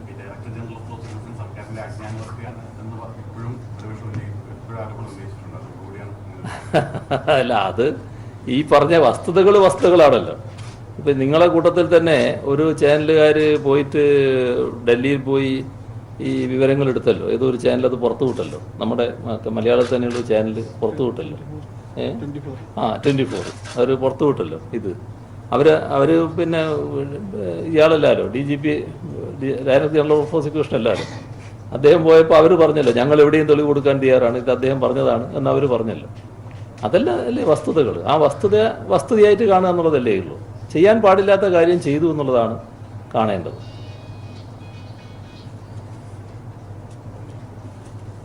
ശബരിമല വിഷയത്തിൽ കേന്ദ്ര ഇടപെടൽ ഉണ്ടായി എന്ന് പറയുന്നു. ആ വിഷയത്തിൽ 144 പാസാക്കിയത് അടക്കമുള്ള നടപടികൾ എന്തെങ്കിലും തെളിവുണ്ടെന്ന് BJP ചോദിക്കുന്നു. അത് പിന്നെ നരേന്ദ്രമോദിയാണ് ഞാനെന്ന് വിചാരിച്ചപ്പോൾ ചോദിക്കുന്ന ചോദ്യമാണത്. ഞാൻ കളവ് പറയാറില്ല, സാധാരണ ഉള്ള കാര്യം മാത്രമേ പറയാറുള്ളൂ. പിന്നെ തെളിവ് വേണമെന്ന് ചോദിച്ചുകൊണ്ട് നിങ്ങൾ ചിലപ്പോൾ ചോദിച്ചെങ്കിലോ എന്ന് കരുതിയിട്ട് ആ കടലാസും എടുത്താൽ ഞാനിന്ന് വന്നത്. അതിൻ്റെ നമ്പർ ഞാൻ പറയാം ആദ്യം.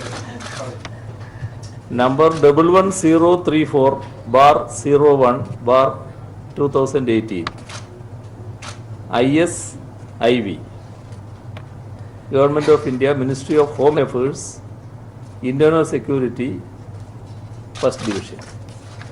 ഒരു വാചകം മാത്രമേ ഞാനതിൽ പറയുന്നുള്ളൂ. appropriate prohibitory orders be issued. Appropriate prohibitory orders be issued and a close watch may be kept on dissemination of adverse information through social media and internet services to ensure that no breach of law and order takes place. അത് ഏത് ഗവൺമെൻറ്റും അത്രയും പറയാൻ പറ്റൂ. നരേന്ദ്രമോദി പ്രധാനമന്ത്രിയാണെന്നുള്ളത് കൊണ്ട് ഇപ്പം അദ്ദേഹം വന്നിട്ട് ശബരിമലക്ക് ഈ സുപ്രീം കോടതി വിധിയുടെ സ്പിരിറ്റിനെതിരായി സംസാരിക്കുന്നുണ്ടെങ്കിലും പ്രധാനമന്ത്രി എന്ന നിലക്കുള്ള കേന്ദ്ര ഗവൺമെൻറ്റിന് അതേ നിലപാടെടുക്കാൻ പറ്റും. അത് തന്നെയാണ് ഇവിടെ സംസ്ഥാന ഗവൺമെൻറ്റും എടുത്തത്. അത് ഏത് ഗവൺമെൻറ്റും അതേ നിലപാട് എടുക്കാൻ പറ്റും. ശരി. ഏറ്റവും കൂടുതൽ കോൺഗ്രസിനെ വിമർശിച്ചുകൊണ്ടുള്ള ഒരു സംസാരമാണ് പ്രശ്നങ്ങൾ കേൾക്കുന്നത്. എന്നാൽ CPM ദേശീയ നേതാക്കൾ പൊതുവെ BJPയെ ഫോക്കസ് ചെയ്തുകൊണ്ടുള്ള ഒരു പ്രസംഗവും സ്വാഭാവികമായി അത് കേരളത്തിൽ കോൺഗ്രസ് ആണെങ്കിൽ UDF ആണ് മുഖ്യ ശത്രു എന്നതുകൊണ്ടാണോ അല്ല ദേശീയ തലത്തിലുള്ള ഒരു കാഴ്ചപ്പാടിന്റെ പ്രശ്നമാണ്? അല്ല, അതിൽ വ്യക്തമായിട്ട് ഞാൻ പറയുന്നുണ്ട് BJPയെ പരാജയപ്പെടുത്തേണ്ടതിൻ്റെ ആവശ്യകത. BJP ചെയ്ത ഭാഗം അതൊരു ഭാഗം പറയുന്നുണ്ട്.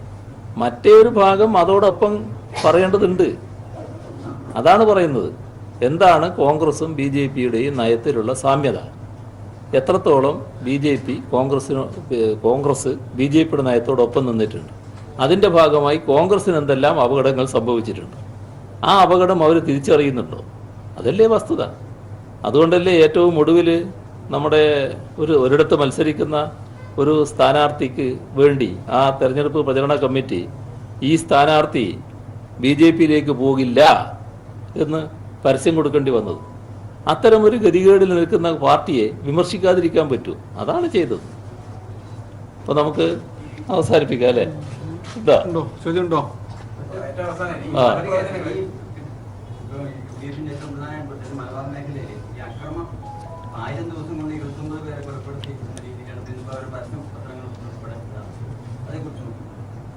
അതിൽ എനിക്ക് പറയാനുള്ളത്, ഏത് അക്രമത്തെയും ഗൗരവമായി നേരിടുന്ന രീതിയാണ് കേരളം സ്വീകരിക്കുന്നത്. കേരളത്തിൻ്റെ പൊതുവായ നിലയെടുത്താൽ മറ്റ് കാലങ്ങളുമായി താരതമ്യപ്പെടുത്തിയാൽ അക്രമ സംഭവങ്ങൾ കൂടുകയല്ല, കേരളത്തിൽ കുറയുകയാണ് ഉണ്ടായിട്ടുള്ളത്. സമാധാനപരമായ അന്തരീക്ഷം നിലനിർത്തുക എന്നതിനാണ് സർക്കാർ നല്ല താല്പര്യം കൊടുക്കുന്നത്. ആ അന്തരീക്ഷം നല്ല നിലക്ക് തന്നെ നിലനിർത്താൻ നമുക്ക് കഴിഞ്ഞിട്ടുണ്ട്. ഒറ്റപ്പെട്ട സംഭവങ്ങൾ ചിലതുണ്ടായിട്ടുണ്ട്. ആ സംഭവങ്ങൾക്ക് നേരെ ഏതെങ്കിലും തരത്തിൽ മുഖം തിരിച്ചു നിൽക്കുന്ന നടപടിയല്ല, കർക്കശമായ നടപടി. തെറ്റാര് ചെയ്താലും കുറ്റവാളികൾ ആരായാലും അവർക്കെതിരെ കർക്കശമായ നടപടി സ്വീകരിക്കുകയും ചെയ്തിട്ടുണ്ട്. എന്തായാലും കൊട്ടിക്കലാശത്തിലെത്തിയിരിക്കുകയാണ്, അവസാന നിമിഷത്തിലേക്ക് എത്തിയിരിക്കുകയാണ്. ഫലപ്രവചനങ്ങൾ 2 തുടങ്ങി LDF ഇപ്പോൾ 10 വരെയൊക്കെ എത്തിയിരുന്നു. LDFന്റെ ഒരു പ്രതീക്ഷ എന്താണ്? ഒപ്പം അതിലും മീതിയായിരിക്കും. അതിലും മീതി എന്ന് പറഞ്ഞില്ല, എവിടെ അതുപോലെ ആയിരിക്കും. സംസ്ഥാന സർക്കാർ സ്വാഭാവികമായിട്ട് വിലയിരുത്തപ്പെടുമല്ലോ. പക്ഷേ ഈ തെരഞ്ഞെടുപ്പ് പ്രചാര വേലയിൽ നിങ്ങൾ എല്ലാവരും കണ്ടിട്ടുണ്ടാവും, സംസ്ഥാന സർക്കാരിനെതിരെയല്ല വലിയ വിമർശനം വന്നത്. സംസ്ഥാന സർക്കാരിൻ്റെ ഏതെങ്കിലും ചെയ്തികളെ അങ്ങനെ വിമർശിക്കാനും പുറപ്പെട്ടിട്ടില്ല. തെറ്റായ ചില കാര്യങ്ങൾ ഈ പ്രളയം പോലുള്ള കാര്യത്തിൽ പറയാൻ നോക്കി എന്നല്ലാതെ മറ്റൊന്നും സർക്കാരിനെതിരെ, സർക്കാരിൻ്റെ നയങ്ങളെ വിമർശിക്കുന്ന നിലയുണ്ടായിട്ടില്ല. കേരളത്തിൻ്റെ മൊത്തമായ അനുഭവം, നമ്മുടെ കേരളത്തിലുള്ള എല്ലാ സാമൂഹ്യ വിഭാഗങ്ങളും വിവിധ ജനവിഭാഗങ്ങൾ അവരെല്ലാം സർക്കാരിൻ്റെ നടപടികളെ പൂർണ്ണമായി പിന്താങ്ങുകയാണ്, പൂർണ്ണമായി സർക്കാരിനോടൊപ്പമുണ്ട്. നേരത്തെ ഇല്ലാതിരുന്ന വലിയൊരു ജനവിഭാഗം ഇപ്പോൾ സർക്കാരിനോടൊപ്പം നിൽക്കുകയാണ്. ഇതാണ് വന്നിട്ടുള്ളൊരു മാറ്റം. ആ മാറ്റം നമ്മൾ കാണാതിരിക്കരുത്. അതിൻ്റെ പ്രതിഫലനം ഈ തെരഞ്ഞെടുപ്പിൽ ഉണ്ടാകുമെന്ന് ഉറപ്പാണ്.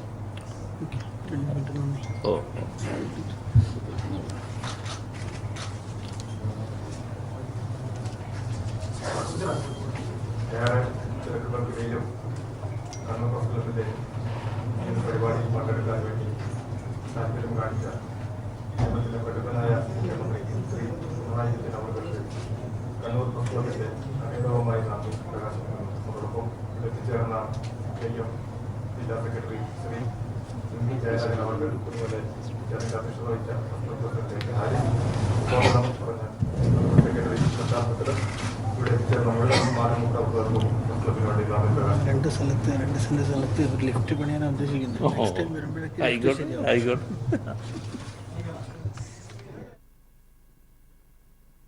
കണ്ണൂർ പ്രസ് ക്ലബിൽ മുഖ്യമന്ത്രി പിണറായി വിജയൻ മാധ്യമങ്ങളെ കാണുകയായിരുന്നു. തത്സമയ സംപ്രേഷണമാണ് നമ്മൾ കണ്ടത്.